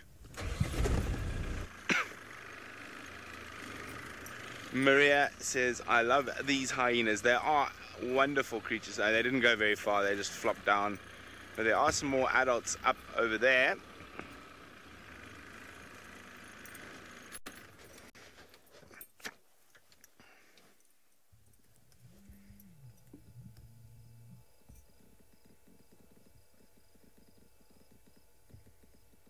And out in the distance there's some more walking. All just wandering around, getting ready for a night out on the wildebeest.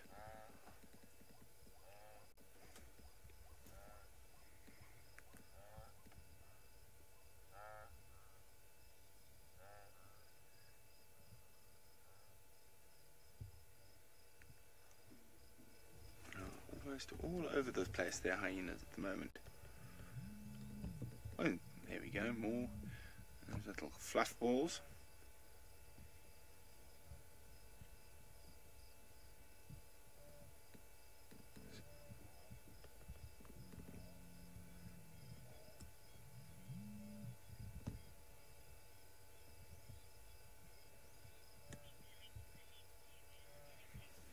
We're going to sit with the North Clan for a bit longer, see what they get up to next. While we do that, let's send you back to Sydney in South Africa.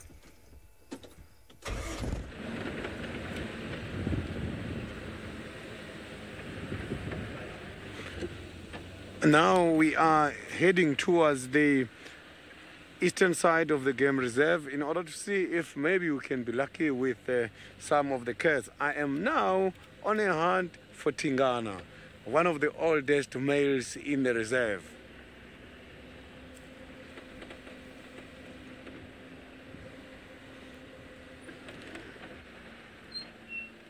I'm not seeing any tracks for these cats. The only track I saw earlier, it was for Tandy. It was not very fresh. Maybe Tandy was there earlier this morning. So I'll be heading towards Treehouse Dam area, Twins Dam. That is the area I have seen fresh tracks of Tingana when I started earlier.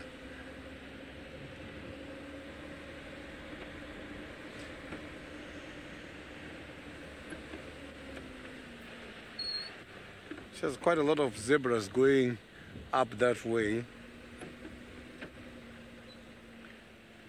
So now, let's go back to the little chief, Hosanna, and see how Hosanna is doing this afternoon.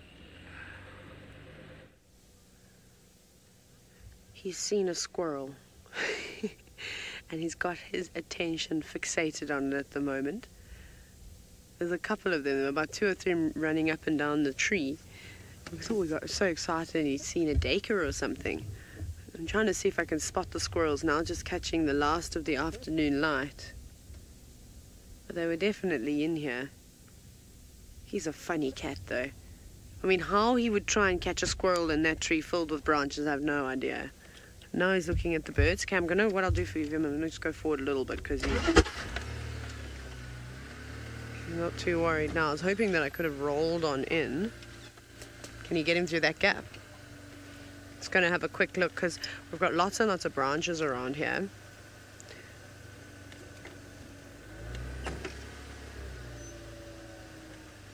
Okay, that's the best we're going to do for now. But hopefully he walks down and towards us, which would be fantastic. He'll walk on top of us again. He's still just watching though. Still looking. I'm just having a look on the ground quickly to see if I can see those squirrels. I'm also just scanning the rest of the tree line to see if there's anything else. See, there's the squirrels there climbing up. That's what he's watching. He's watching the squirrel. I cannot believe it. There it goes. Hello, squirrel. What have you got in your mouth? It's carrying something. Ah, Kirst is just saying that Hosanna caught a squirrel the other day. Look at him. He's now sort of staring up into the tree because that squirrel has gone up on top. Perhaps there's a hollowed out section of, it looks like a tamboti tree. Maybe it's taking some, I suppose, like sort of nesting material. They can line the inside of their hollows with leaves and things like that. But Hosanna, I'll be so impressed if you manage to catch it. He's distracted again. No, back on the squirrel. Also another opportunity to get some interesting screenshots. Those branches do make for beautiful. There we go. Squirrel, have you not seen the leopard yet? Pradeep, if you're watching, this is just for you. Pradeep is one of my young friends. He loves squirrels. Down it goes.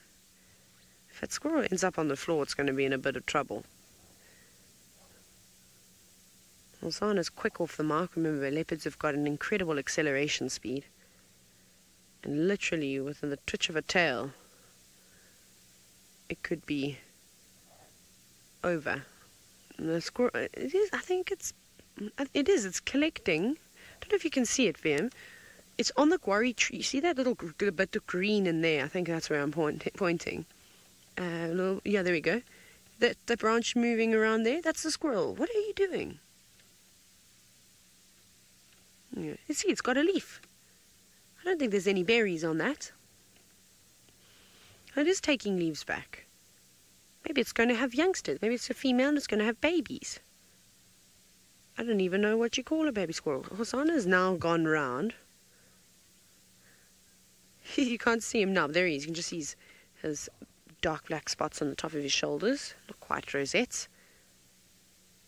What are you going to do? I wonder if he's maybe going to go round and sneak back towards that smaller guarri tree where we just saw the squirrel working. And if that squirrel is now a creature of habit, and this is something that leopards do really well, is they sit and observe their prey. And if they see a pattern, they'll try and intercept and find the easiest spot in order to catch it. So if he can get around to that flimsy guarri, he will catch that squirrel very, very easy. And he's got a chance now, because if that squirrel goes inside its hole in the tree to drop the leaves off, Hosanna can move, and the squirrel will have absolutely no idea that he is even here. But now he's in that sort of leopard crawl position, which must be so tiring on his muscles. Imagine holding the same pose that entire time, not moving an inch. It's like, imagine being in the squat position with your arms out in front of you.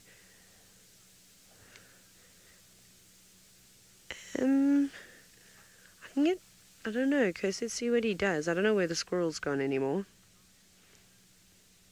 Just because he's still quite far away from the tree. He's still got a bit of time to go. He won't be able to catch it now, but look at that tail.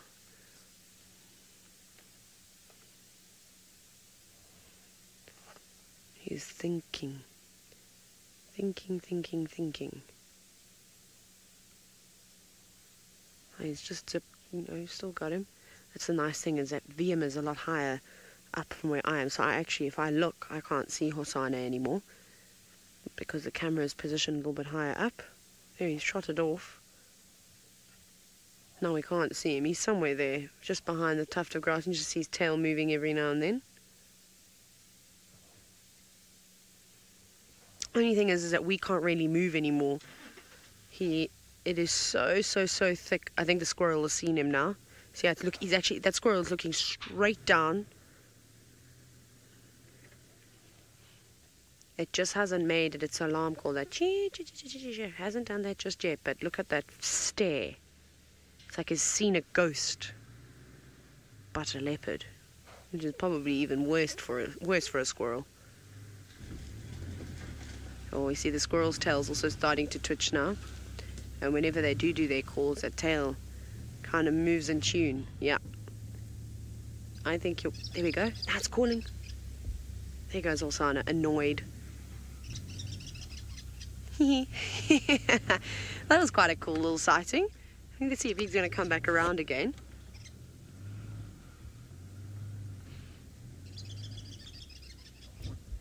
Sorry, Mr.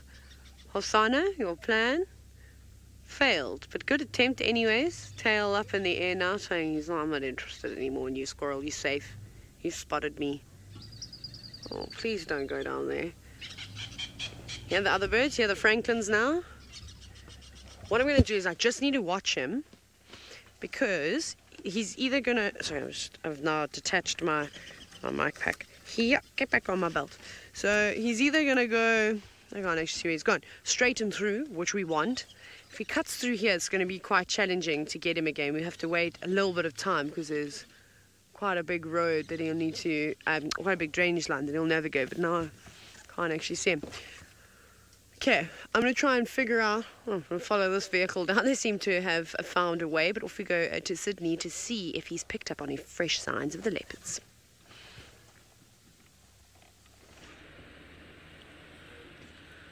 I am still on my way to the side of Treehouse Dam, Twins Dam area. Not very far away now, but on the ground here, I have not yet managed to get hold of any of the fresh tracks. But I'm still convinced enough that Tingana is around the Treehouse Dam area. You can see I'm checking each and every road I am driving on now. I don't want to pass Tingana. I know he can be very shy sometimes. So when tracking these animals, I don't only have to concentrate on the ground. I must have to concentrate on the ground. I must be watching and also sniffing at the same time, because some of the scent marks, I can be able to detect them.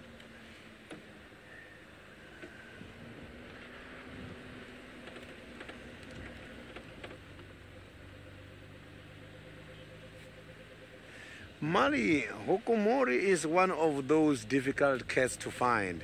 The tracks for Hukumori, I have seen them last week, but the sighting itself is very much difficult these days. Hukumori is always going far away from these other leopards.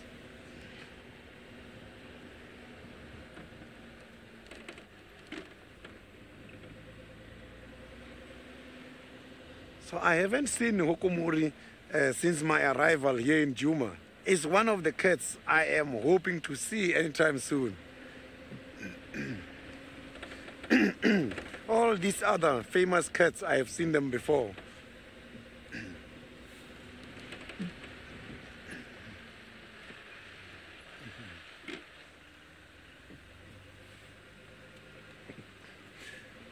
So they are oh, sorry. So there are no tracks here where I am for the cats, but quite a lot of tracks for the antelopes.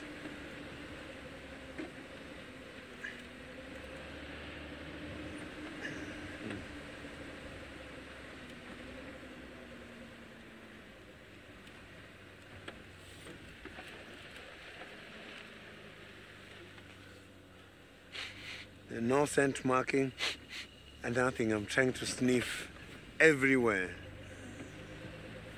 So the scent marks, they produce a very distinctive smell, which is different from the animal itself. So it's very much easy to distinguish.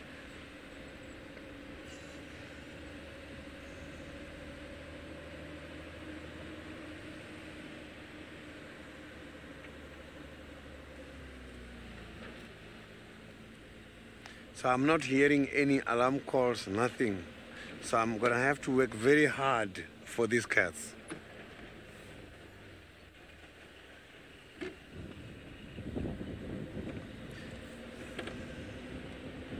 But here now, it's getting very quiet. Sometimes when it's quiet like this, it serves as a sign that these cats are in the area.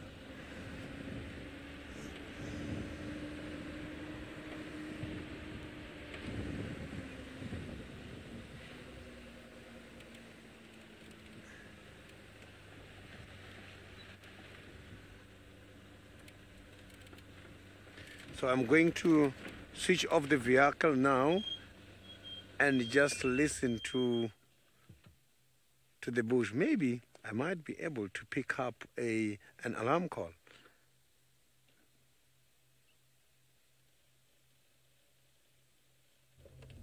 So the birds are just excited, but not an alarm call at this stage. I am not hearing any of the strange calls.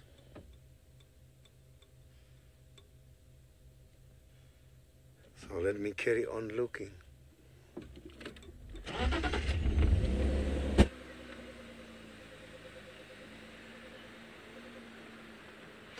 Caroline, I have just went past the tracks of the giraffe in the area, and also Kenny, my guest here, requested to see the giraffes when we started.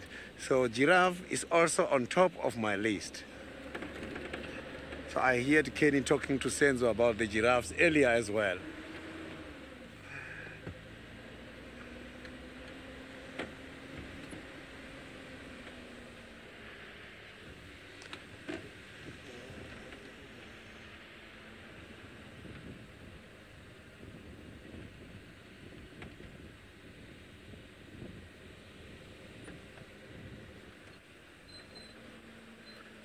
So now let's go to Masai Mara, where Brent has got a lovely hyena.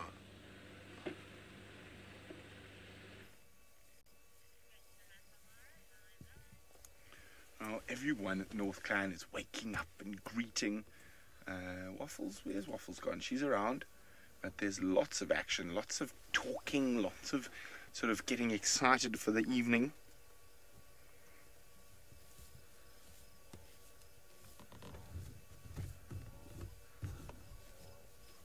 Look at that. Scent marking, digging.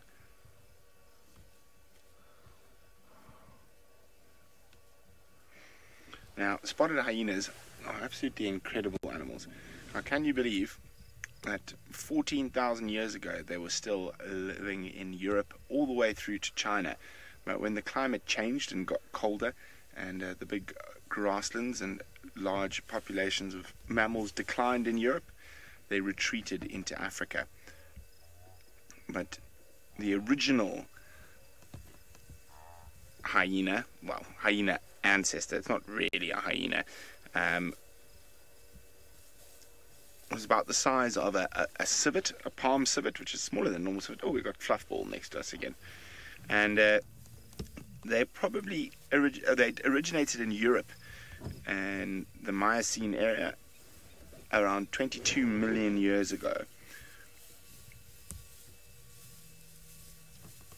There we go, right next to us again. Hello, little curious one. What are you up to? But there's lots of ongoings. It's going to be interesting to see which direction they head or where they head to try head out hunting, or if they even do, or if they're just content to chitter-chatter this evening. There we go, we can hear some chitter-chattering to the right.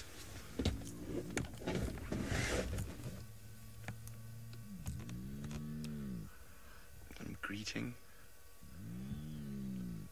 So the one on the left is showing submission to the one on the right.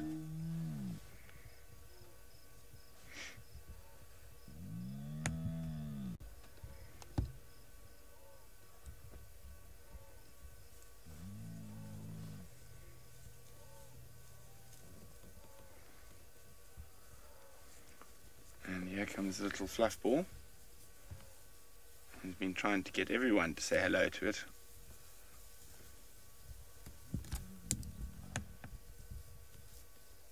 Again, showing submission.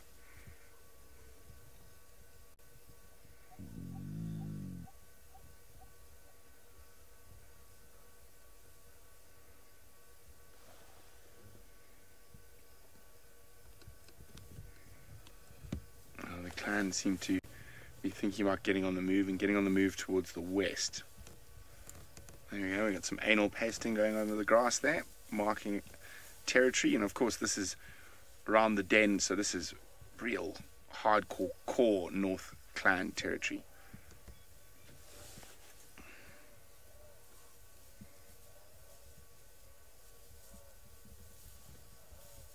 Look at the little one. Yes, you can also mark and paste.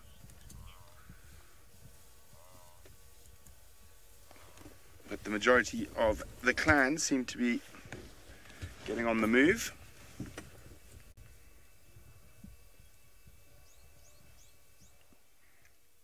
I think let's keep up with some of the adults, heading towards where the Michigan ladies are.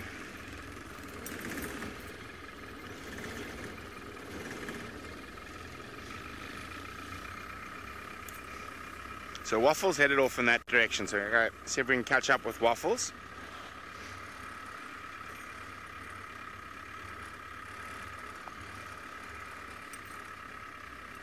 Ashley says, how can anyone not like a hyena? It's beyond me. Just hang on, Ashley, what's going on there? I can see Wildebeest running at high speed. I think they're just running for the sake of running. I can't see any predators, hyena or feline around them.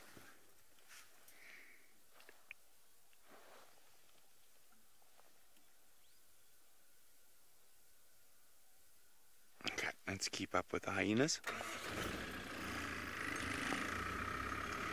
See if we can find Waffles. Actually, something.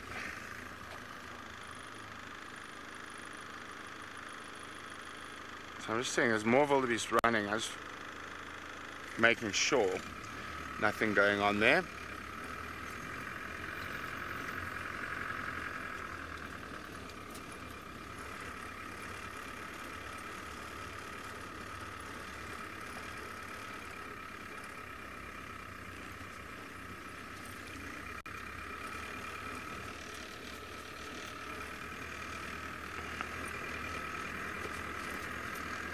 Gotta watch out for little muddy spots that are still around.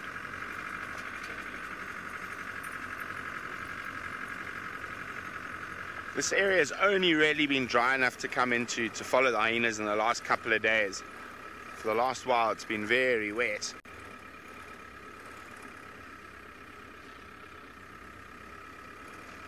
Okay, well I'm going to keep up with the hyenas. In the meantime, let me send you to Sydney, who's still searching for leopard.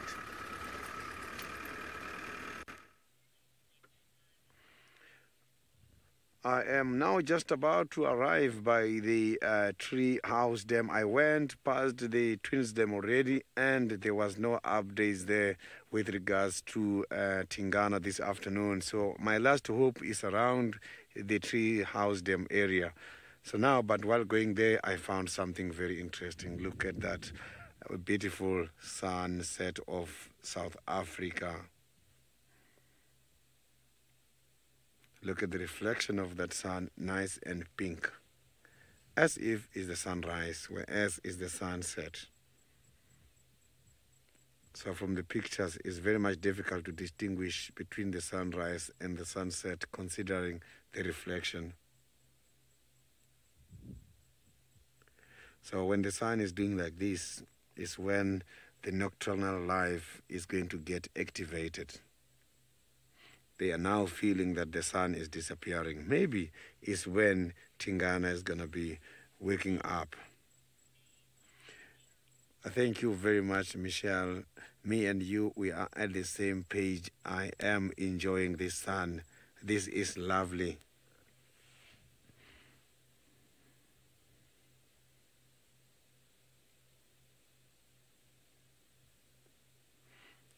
Very much beautiful with these trees not having the leaves, because they are not obstructing any view of that sun. All you can see is the branches looking nice. But come summer season, when the trees has got leaves and everything, the sun will be completely at the back.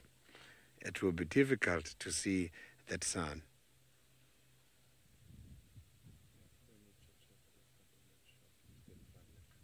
So now, let's go and find Tingana. I'm still hoping that before I finish, I will find this Tingana. So the tracks I saw earlier convinced me.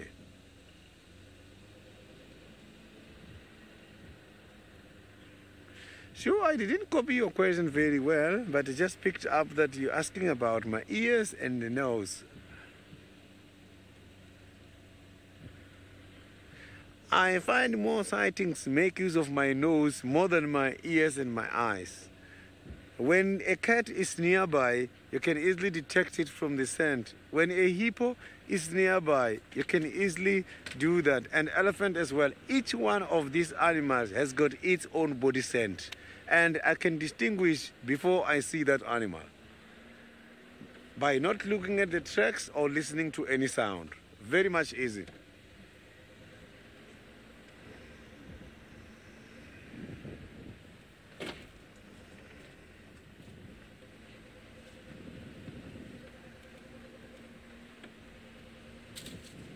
The wind is getting too much now.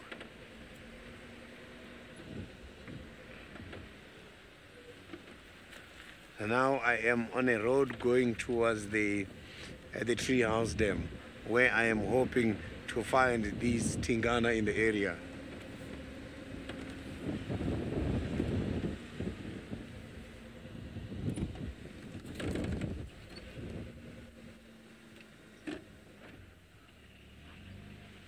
Quite a lot of impala tracks here, but all coming up this side from the dam side.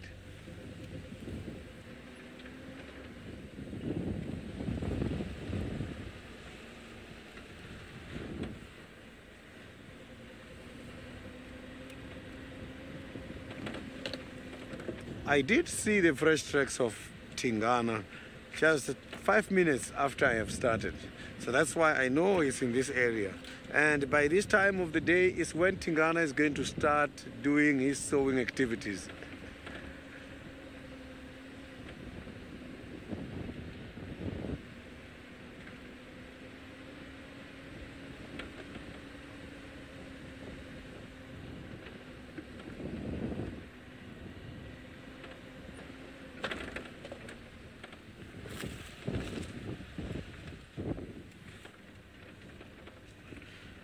Maybe somewhere in this drainage line where we are heading to now. As the tracks I saw this afternoon, it was heading there.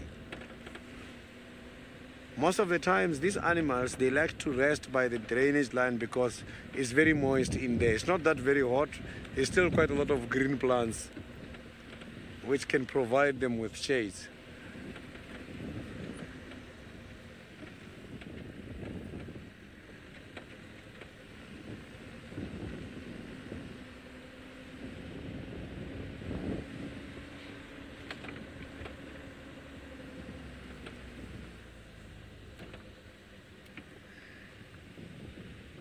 It is much more open here where I am. I can see very far.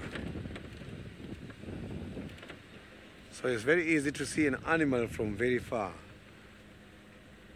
I can easily pick up any movement here. If Tingana does some walking activities, I can promise you we are going to pick him up.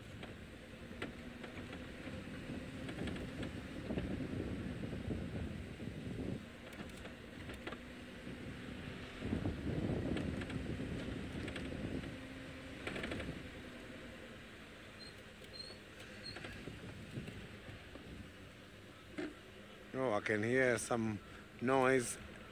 It's not an alarm, it's just the geese. They are going back to sleep now. I can see them flying, making some interesting noises.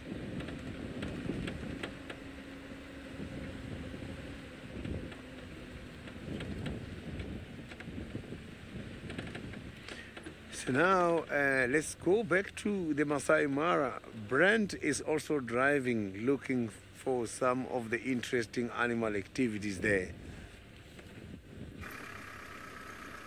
Well, quite a few of the hyenas have crossed this lugger. Whoa, oh, there's a whole... Hello, sorry, didn't see you there. Heading towards the wildebeest. There's some close by, but in the distance, which is a bit of a problem for us. What are you two playing with? Each other? Or a bone? A bit difficult to see. But the one direction I was hoping the adults didn't go to hunt, some of them have headed in. And you can just see them disappearing up here somewhere. Towards the wildebeest. Now, to get round to the other side is a very long drive. I was hoping to find a sneaky spot to cross, but alas, it doesn't look like there is one right here. What have you got? Oh, hello. Someone, another one coming to join us. Hello. Fluffy.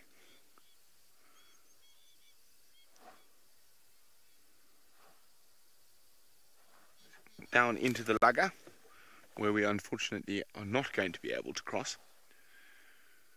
Let me just move, see what this one's chewing on. Might have a bit of a carcass or bone or something there.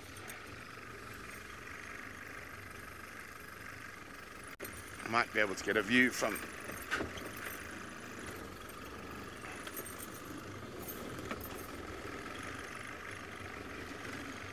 here. I can smell something smelly. Ah, that is what is smelly. There's an adult wildebeest carcass here.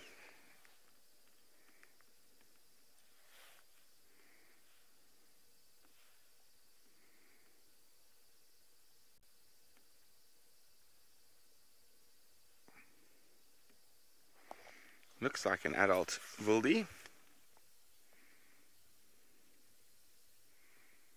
It definitely looked like they were up to something.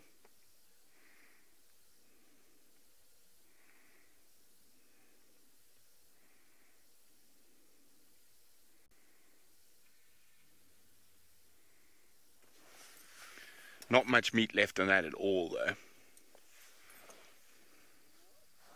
Oh, calling.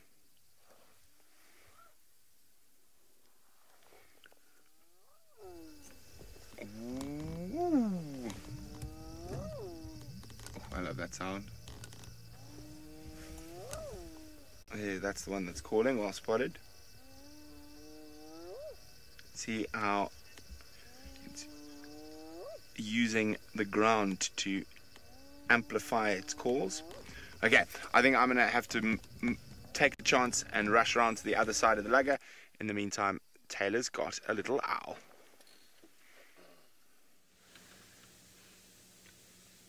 We do have a little owl, and isn't it a beautiful shot in and amongst the bush willow branches, and of course with the setting sun behind it. I think it is a pearl-spotted owlet. It's very difficult to tell from here. Will you turn your head so that I can see if you've got any black spots on the back of your head? You're kind of looking towards us, so unless it turns and faces the sun, it might be hard to tell. It does look like a pearl-spotted owlet. I think I saw one of the spots on its head on the right-hand side now as it's looking off to the left. Very, very nice. I was trying to find you all an owl last night, but we didn't get it. Lovely, don't you think? Okay, the other thing that we're going to keep an eye out for now, I'm going to drive. We'll see if it flies away or not. Maybe we get another view of it. The birds were going ballistic here, so I don't know if there's maybe a little predator of sorts. Oh yes, we got an even better view, Liam. Wow, look at that. I'm even going to have to take a sneaky photo. I might have to. I might risk it. Just because that is so magnificent. Are you ready? Achoo! Oh, allergies at this time of the year. I'm joking. That looks much better than the picture that I could take. The colours are really, really pretty now. And you can see the black spots on its eyes. Hello, beautiful little owl. Thank you for not flying away. And, oh, all fluffed up, are we? Getting ready for the evening?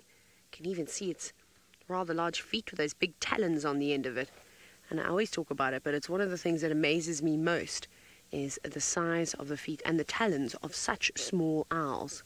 So this little creature will often catch rodents almost the same size as it. And sometimes the locusts are quite large because they eat a variety of different things, small mammals, and then they'll eat insects too. This time of the year, I don't know what they're going to be going after most. I suppose whatever they can find. Oh! Very busy. What a great sighting. Nice that it wasn't too perturbed by us moving around just a little bit too. And we just pulled off the side of the road. Pete, we get so many types of owls. Lots of different owls. We have to count them for you. Where's everything? Where is the owl page? Why can't my book be voice command? I need to look for O's. Hey. Owl. 244. I haven't been using this book for a while, using my big Mara book. Yeah, I'll count it for you. Let me quickly start at the beginning because that's quite a nice little sea. Okay, here we go. So I've never seen an African wood owl up here. Marsh owls I haven't seen, but they can occur here. So we'll just talk about the ones that I've seen. We've seen a southern white-faced scops owl, African barred owlets. I've seen pearl-spotted owlets, which is the one that we're looking at. Also seen a scops owl, so that's 4 species already. And then we've seen the Verreaux's eagle owl, which is the big one. I haven't seen a pearl-spotted fishing owl here. I don't think that we'd necessarily see them in this area. Again, there's not a lot of big river systems. They typically hang around there. So we've got 5.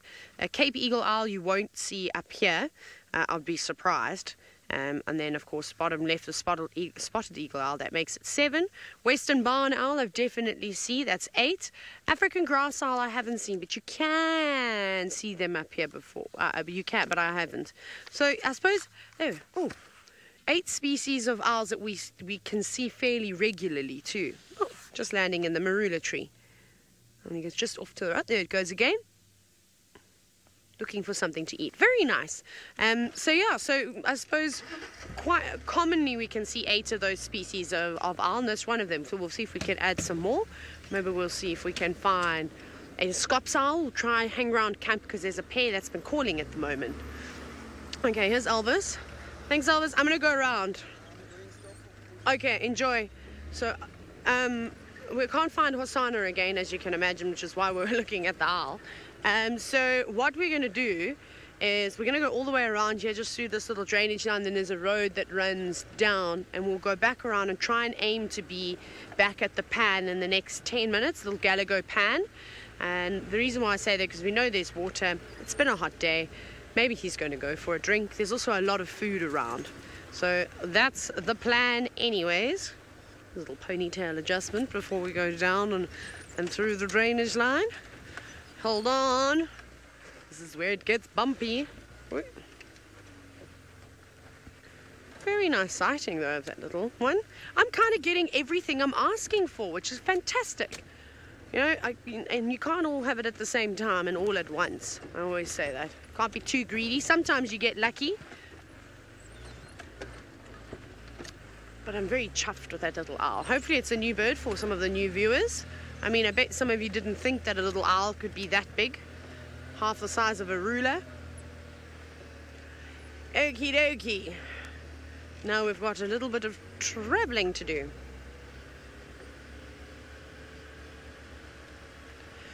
Kathy, no, there aren't really any owl species that have very brightly coloured feathers. I suppose the one that's got the brightest coloured feathers, if you will, feathers, is the Pell's fishing owl, which is almost like a rusty colour. The spotted eagle owls are very pretty. They've got sort of mottled feathers, also some of that rust colours coming through, bits of white and browns, and then of course some black feathers. And then I suppose the southern white-faced Scops owl is quite beautiful too. Bright orange eyes with a very, very white face, which is quite dramatic. But no, you know, they're nocturnal birds. Nocturnal birds don't typically have, you know, well, not in southern Africa anyways. You know, they don't normally have bright reds and greens and have iridescence. There's no need for that. Wait, and then the Rose eagle owl's got fairly light colours in comparison to some of the owl species, and I suppose so does the barn owl, being more of like a tawny colour, kind of like the colour of a lion. So no need for bright feathers for the birds, for the nocturnal species of birds. Okay, oh, there's another raptor. Look, goodness, we're doing all sorts of silhouettes. Maybe we can play a game here and try and guess what bird we have up in the tree, because I don't know either. I'm going to take a gamble now. I'm going to have a look with my binoculars. So let's send your guesses in, #SafariLive, or again just comment away on the Facebook page. Remember, we are streaming live on the SafariLive Facebook page. Sorry for all the technical difficulties, but we'll get them sorted out. As that bird turned its head to the left, that should have been a giveaway as to what that was. Well, I think so. It's not very big.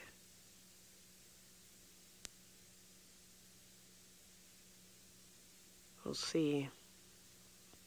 Oh, we just fixed it. Fantastic. Well, what good timing. Apparently we are back up on YouTube now, so you can continue watching on YouTube. That's fantastic. It's like I said, it would have magically made it work. No, I'm just joking.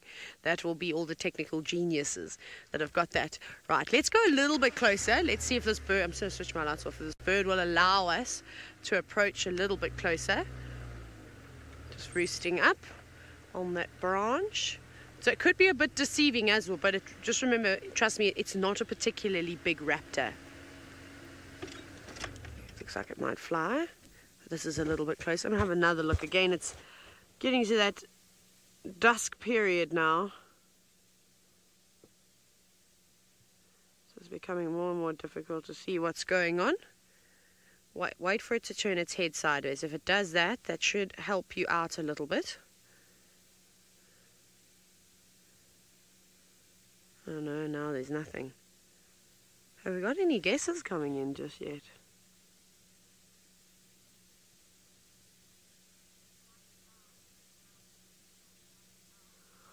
White owl, you've guessed a brown snake eagle. Maybe. It does have a fairly large head, doesn't it? It's got a very yellow sear around its beak.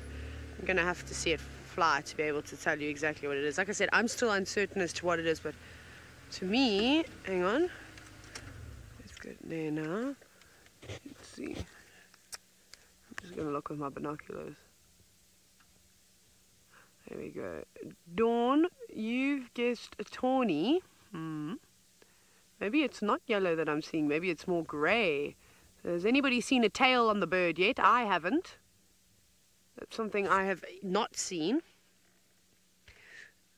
Wello, I'm with you on this one. I'm considering it to be a juvenile battle eagle, to be honest. It doesn't look particularly big just yet. It seems to be brown in coloration from what I can see with my binoculars. It's obviously very different.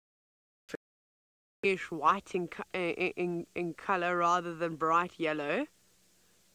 Yeah, like I said, I think maybe that facial skin is not quite yellow that I was seeing. Maybe it's my eyes playing tricks on me. Starting to look a little bit more grey-blue. So I'm thinking, and I can't see that tail extending past its feathers, past its wing feathers. So I'm thinking that it's probably going to be a juvenile battle eagle. Perhaps. If it flies, that will help us out quite a bit. I think it might be.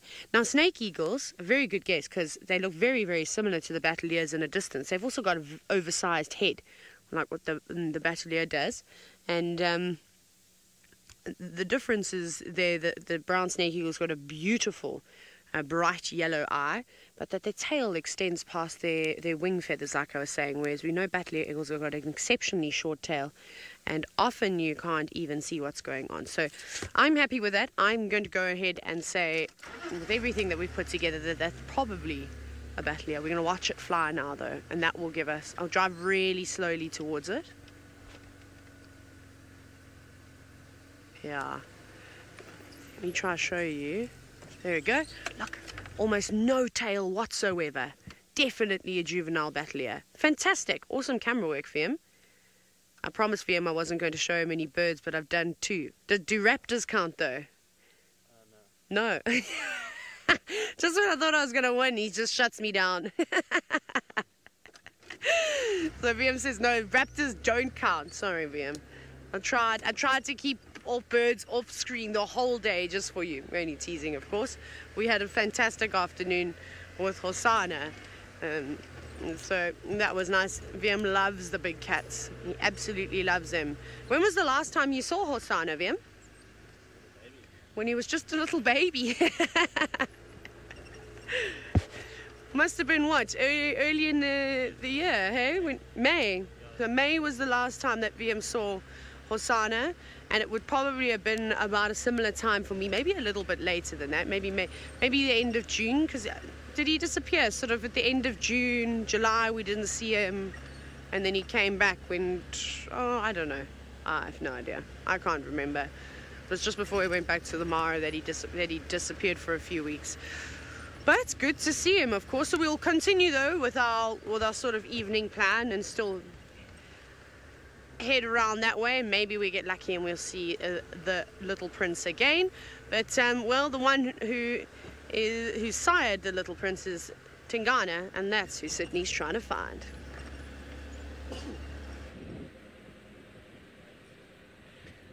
Tingana is what I am trying for at the moment, and here where I am not winning when it comes to the fresh tracks. I don't know where Tingana is hiding exactly here in this area.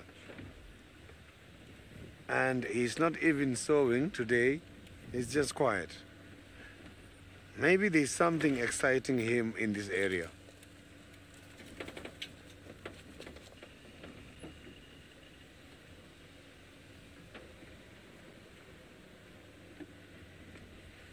So I'm just now going back to the Mulawati area and see if we can be lucky with something here.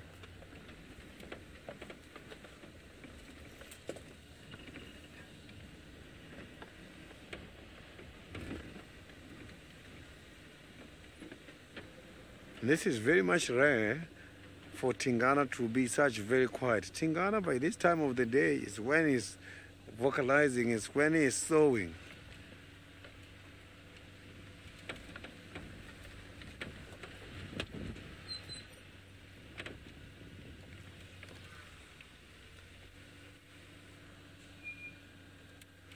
I'm just gonna try this Muluwati dry riverbed area.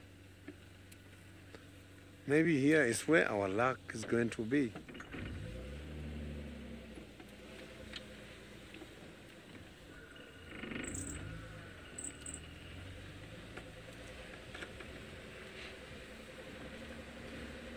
It's getting very cold here by the drainage line. It's unlike high up there.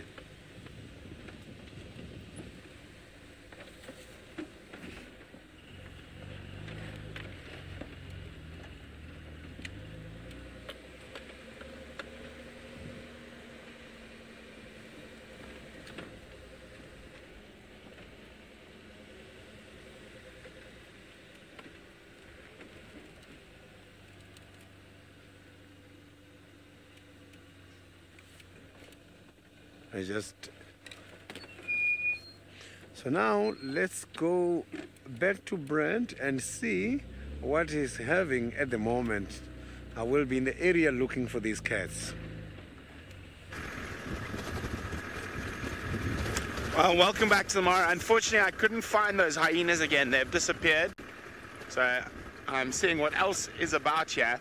But now what I'm going to do is I'm going to ask James to just pan the camera off to the side and put the infrared lights on, and you will see what looks like rain streaming past. Now that is not rain, those are insects. So we are being absolutely pelted by insects at the moment here in the Mara as we are driving and searching around the river. It's just been an absolute explosion in the last couple of days. So Kirsten even asked me, is it raining there? And I'm like, no, it's just bugs. Fortunately, most of them are quite small. But yes, you got to sort of drive with your eyes squinted so they don't get inside your eye.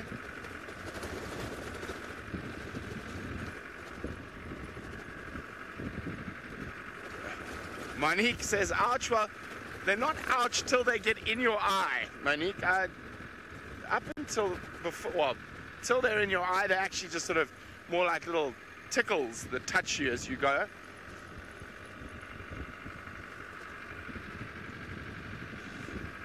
Lindsay, I was thinking the same thing. I need either some clear glasses or some driving goggles. I think driving goggles might be a bit much, but clear glasses, definitely. So, while I'm searching for something, we've had great sightings of two of the Mara's apex predators today, well this evening, the crocodiles and the hyenas. And I was thinking, maybe we should do a quiz about, well, we'll start with the crocodiles. So we talked about the Nile crocodile, and it is outside of the dwarf and slender snouted crocodiles. It is the biggest. Now, do you think there is another species of crocodile, big crocodile, in Africa? And if you do think there is one, what's its name and where does it live? #SafariLive. What is the, to tell you, there is one. What is the other big crocodile species in Africa? And what is its name? There you go, that's when it saw. Gotcha.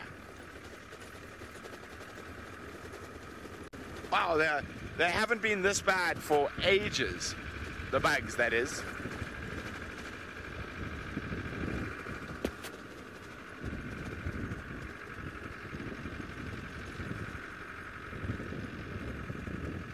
Bob, it is not a caiman. Caimans are South American crocodilian species, so they don't live in Africa at all. So not the caiman.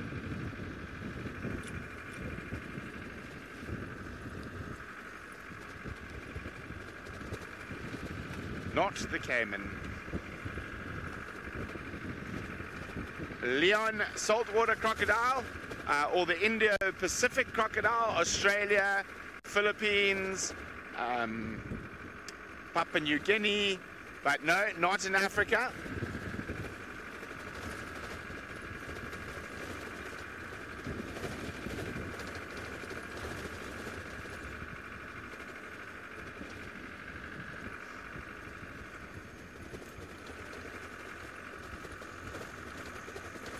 Well done, Project Alpha. It is indeed the West African crocodile. It lives in West Africa and into the Sahara, so Chad and that area. So well done, Project Alpha. That is correct, the West African crocodile. If I remember the Latin correctly, oh sorry, I think it's Soccus. I'll double check on that. Okay, well I fight the bugs and the dust. Let's send you back to Madam McCurdy.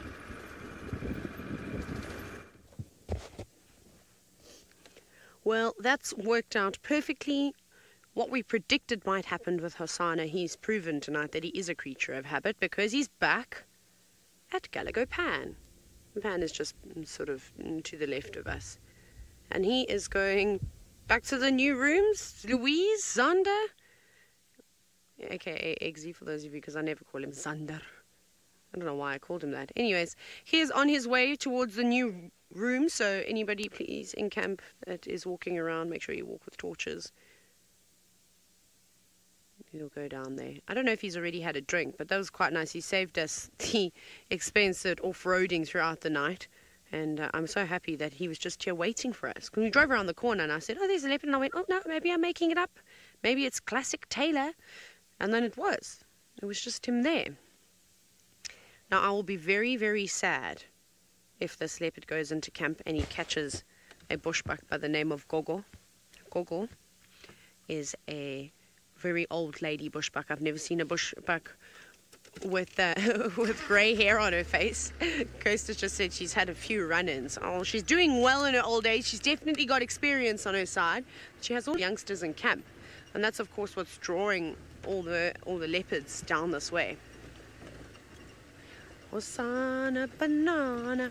I'll follow him if he goes in here as well, because it gets very thick. Where'd he go?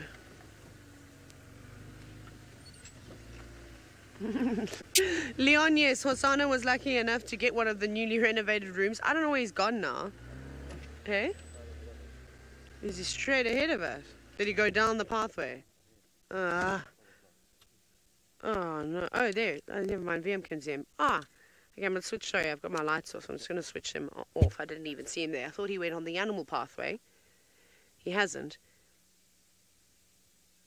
Yes, wonderful. What we're going to do now is we're going to go to the wonderful FLIR thermal camera and watch him as he disappears. Oh no, before we do that, we just got to quickly sort one or two things out.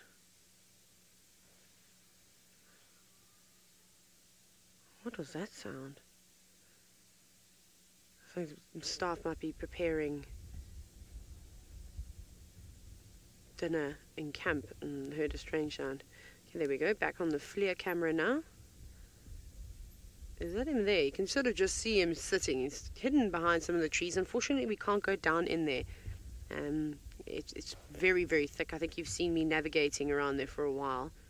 Might just have to sit and listen to see what he gets up to. Or he could just arrive at the tent again. I had a good chuckle the other day when I saw a message come on one of our work sort of groups, and Tristan had posted photos and said, Hosanna's been around the tent. Just all his tracks he'd been laying down, using the shade. Maybe he popped in to test the microscope out, who knows. But I did have a good laugh. He's like a big house cat. And what we must remember is that he isn't. He's still a wild animal. You don't want to be getting too close to him. Alright, we're going to go back to the infrared again. So there's not really much we can do right now. The position that he is sitting in is perfect for him because he can dash down, and if there are any bushbuck or, again, any of the antelope that we've been mentioning throughout the day that typically will come down towards the drainage lines to feed on all the vegetation. And we know that there's a lot of inyala and a lot of bushbuck in camp. Last night, walking from the vehicles back into camp, it's a very short walk, maybe like 30 meters or so, I came face to face with a bushbuck ram, and even though they're not particularly large like a kudu, his horns was probably still maybe just shorter than my head. And I stopped and I stared at him and I went, well, I'm not going to get into a fight with you. And he didn't want to move. He was sort of frozen. So I just went like that. And then he trotted on off. You do not want to mess with any of these antelope, especially if you corner them, because they, again, they could feel threatened. They fear for their lives, and they are armed with horns. Okay, I think we're going to leave Hosana because there's not much more we can do, unfortunately. So we will see him a bit later in camp. Maybe he'll come and join us for dinner. Sydney, however, is waving around his lightsaber in the form of a spotlight. I wonder what he'll spot.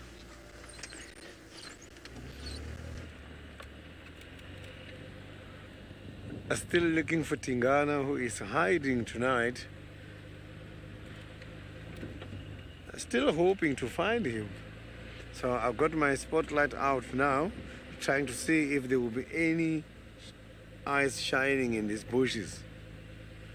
So here where I am heading now is an area where the last tracks I've seen are heading to, which is towards the quarantine area.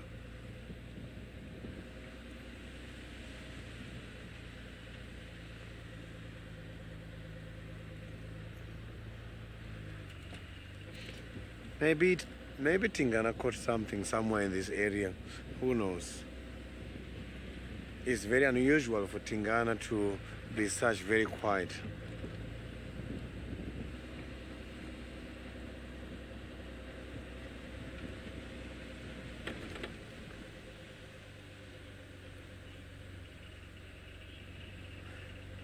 Colleen, that is very true. Remember, the tails are there not just for hunting. They also help them for balancing when they're turning and climbing trees.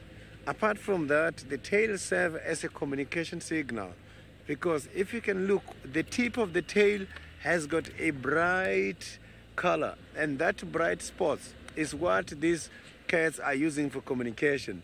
When the tail is off, it means it's not going to rely on the other ones are not going to rely on that tail anymore, and all the other ones are going to do now, it will be the focus of the tip of the ears. They've got to only focus on that for communication during hunting. But when they are babies, if it's a female, it's going to be tough, because the tail serve as a follow me sign as well when they get to the tall grass. But I can promise you, if that happens, the animals can easily adapt. They will find a way of communicating and a way of creating a balance.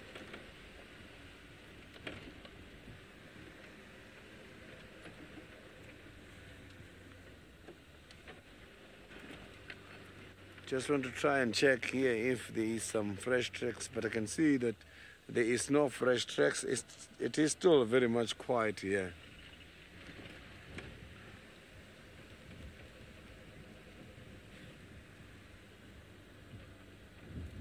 It's very much easy to detect an animal which is active during the night, because you can always pick up the reflection of the eyes. So if Tingana is right here, I am going to definitely pick him up from this spotlight. I saw some eyes there. Have you seen that? There's some eyes somewhere here where I'm heading. Just gonna go quickly to see, maybe it's an animal which is going too fast. There, I can see the eyes. Can you see that? Yeah, right on the road. There's some eyes now. It's going towards the right side. Look there. There's some eyes there.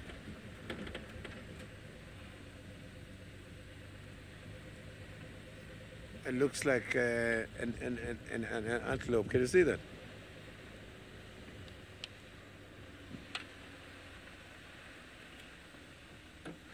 Kathy, I will try by all means and see if we can find the bush babies. Lovely small animals.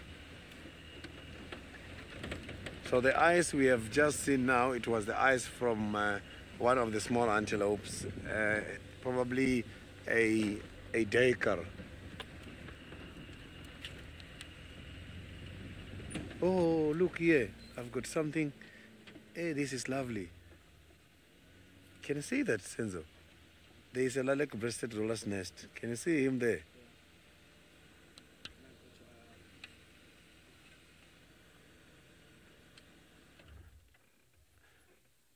I have got something which is very, very much lovely. Right there, I have got the lilac-breasted roller is nesting there.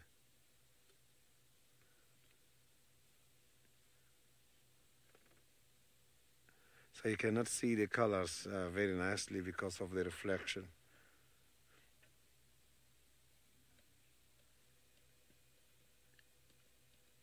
So we are now on IR, so that's why you cannot see the colors very nicely. This is one of the birds which prey on insects, and it's a very nice colorful bird.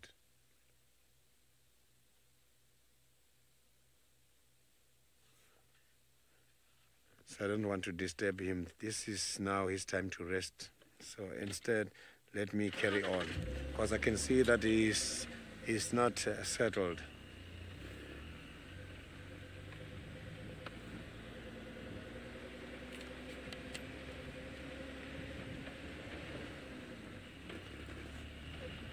So the lilac-breasted rollers, a lot of people, they like them, and there's quite a lot of interesting stories around these birds.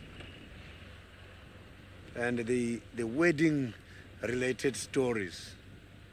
It's quite a very beautiful bird, and how they live is interesting because the partners, they are partners for life. They are pair-bonded species, which is interesting, and their feathers is believed to strengthen the relationships.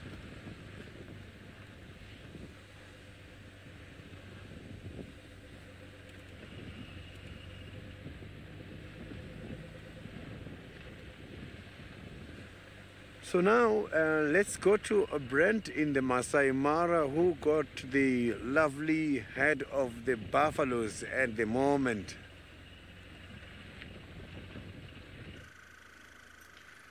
Now look at that. See all these bugs here? I'm just going to move a little bit further forward. And a lot of these are really big flies.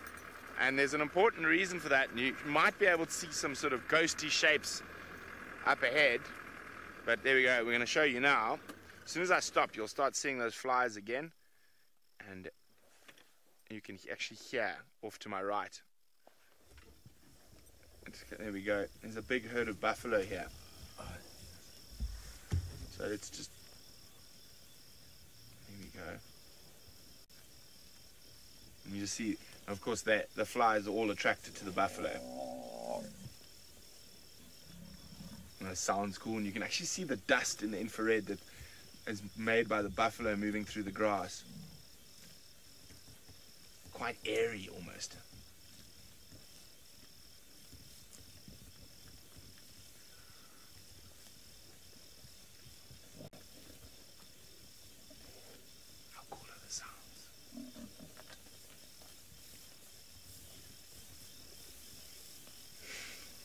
Michelle says this is too scary for me. Well, don't worry, Michelle. It's not too scary for us.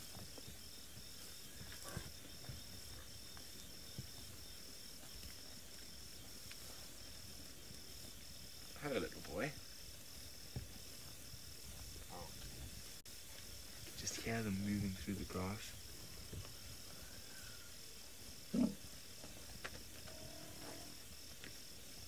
The associated bellows, moans and groans that go with the big herd of buffalo. There's a little one there, just behind him. So let's try to go forward a little bit.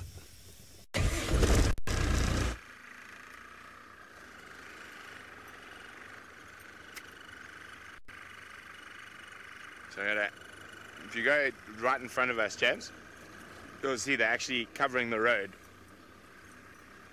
There we go, right in front of me there. I'm going to try to keep my head out the way so it doesn't reflect off the IR.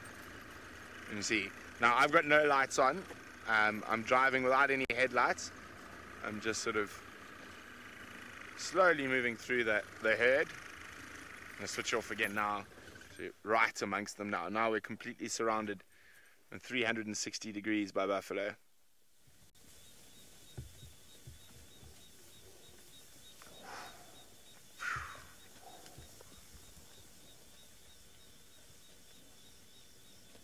Very, very cool.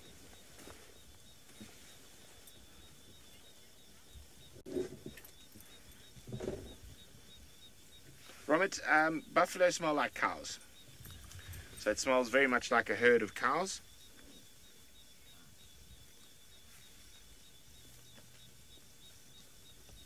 A very big herd of cows.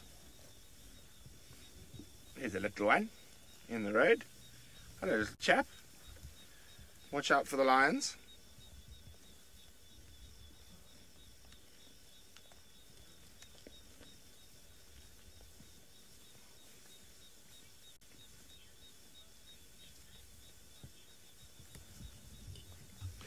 Sonia, their night vision isn't great, but probably a bit better than ours. They will rely on their hearing and their smell.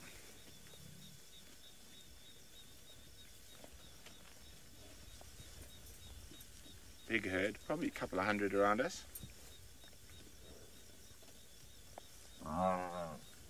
There's an argument between buffalo somewhere off here. Can't see who's arguing.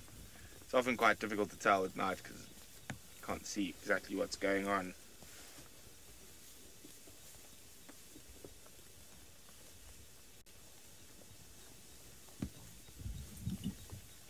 Very, very cool though, to be able to sit amongst a massive herd of buffalo.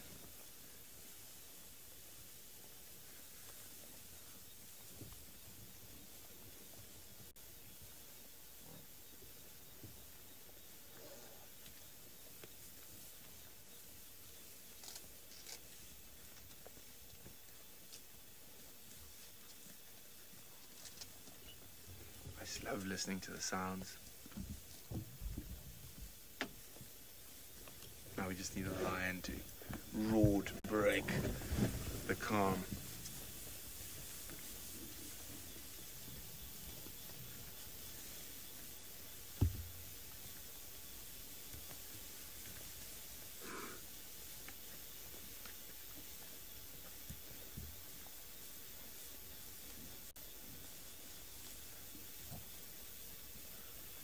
Yeah, the insects as well. Katydids, crickets, and other insects. I'm not sure what they are. Okay, we're going to keep moving. Oh no, there's still a lot of buffalo in the road, so I'm just going to slowly drive through them.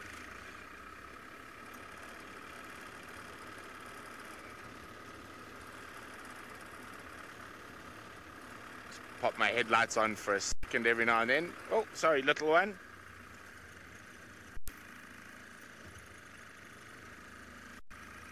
Oh, more babies crossing the road in front of us. Gary, how often do they sleep? Well, they'll rest, and they'll do it during the heat of the day as well. Like a lot of animals out here, they don't truly sleep like we sleep, go into a deep sleep, because they think there'd be things like lions around that might cause some problems for you. Okay, I'm through them. I'm quite a big herd. Definitely a good 200 at least. I wonder what else is going to be on the road. Well, while I keep looking, let's send you back to Madam McCurdy.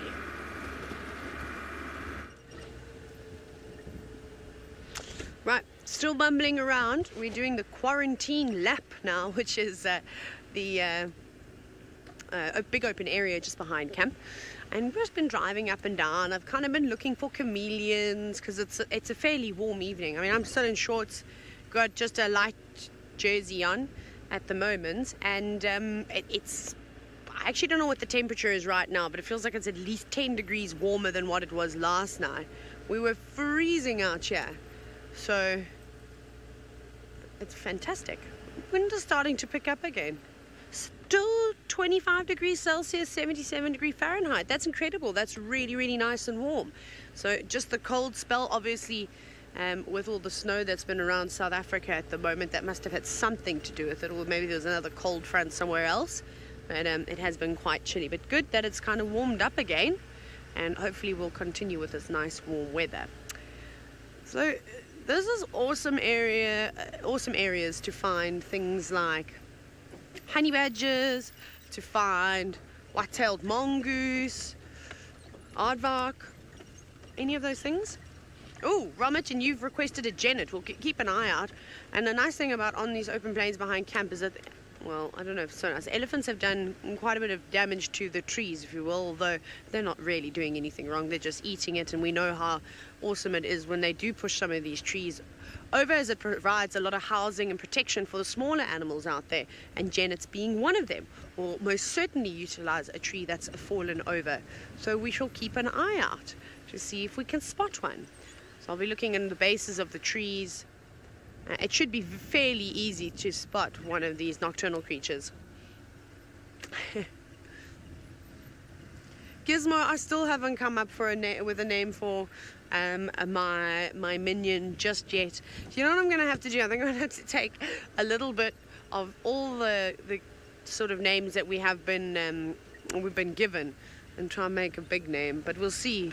I see there's been quite a few that have come through. Kirsten has just said banana maggot. There's no ways I'm calling it banana maggot. Tesla had some great ones. I'm just trying to remember what they were. Boonana was one. Boonana, which I quite liked. And then Ben, who is Tesla's brother, said we should call it James. So I did have a little chuckle at that, though I don't think we'll be calling it James either. But I do like Boonana because it's got to be like a ridiculous name. Kind of like, because it's actually not Maurice. That's his sophisticated name. It's actually Maurice is what he goes by in camp. My funny little elephant friend. So I'm sorry. I promise I'll get on it at some point. It's just been pretty hectic. So I will sift through all the wonderful notifications and see what other ones. But I did like Tesla's one, Boonana. I really like that one. So Marilyn, you said? Maga Nana. Maga Nana Maga. Maga Nana. Yeah, that's a goodie. We'll see. I'm now going to bump into Sydney. Okay, where are these scops are? So let me quickly see if I can not see. Let me hear. I don't know. We'll just sit quietly in and hopefully be able to hear the owls. So let's quickly do that.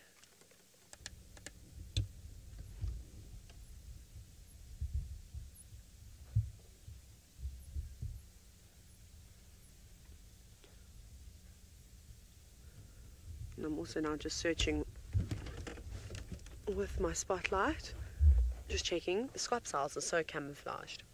I mean, they basically just end up looking like a branch. I think it's time for bed now. Early night for me. No, there's actually, it is so quiet in comparison to last night where we had the hyenas calling. Maybe we'll get lucky enough. It sounds like there were 3 lions on Buffel's hook, maybe lionesses, so maybe the Talamatis, maybe. Or perhaps the evokers will come on through too at some point. I did hear that the Nkuhumas are between Arethusa and Elephant Plains, and they didn't really show much sign that they would be moving. But of course, now that the sun's set, that's a whole different ball game. They could quite easily end up back on Djuma fairly quickly. Actually, it's not that far as the crow flies. So we'll keep listening out to see if we can hear anything tonight. We'll try my best. I don't know what else there is here. Come on, owls. I'm so sad that there's not one here. They're always here. You know what? Let's drive down the driveway because we're right here in camp. But there is a nice section here where they sometimes sit. So we'll just quickly check all the silver cluster leaf trees. And there's a couple of marulas too. Maybe we might even end up seeing a little barred owlet or perhaps another pearl-spotted owlet too. Okay. But it's hard when you haven't heard them calling. You kind of just got to get very, very, very lucky. And maybe our luck has run out. But I will make or have a look around here to see if we can find the scops owls at some point. But it's been a wonderful afternoon, and I hope you've enjoyed it. We'll see you for the sunrise safari.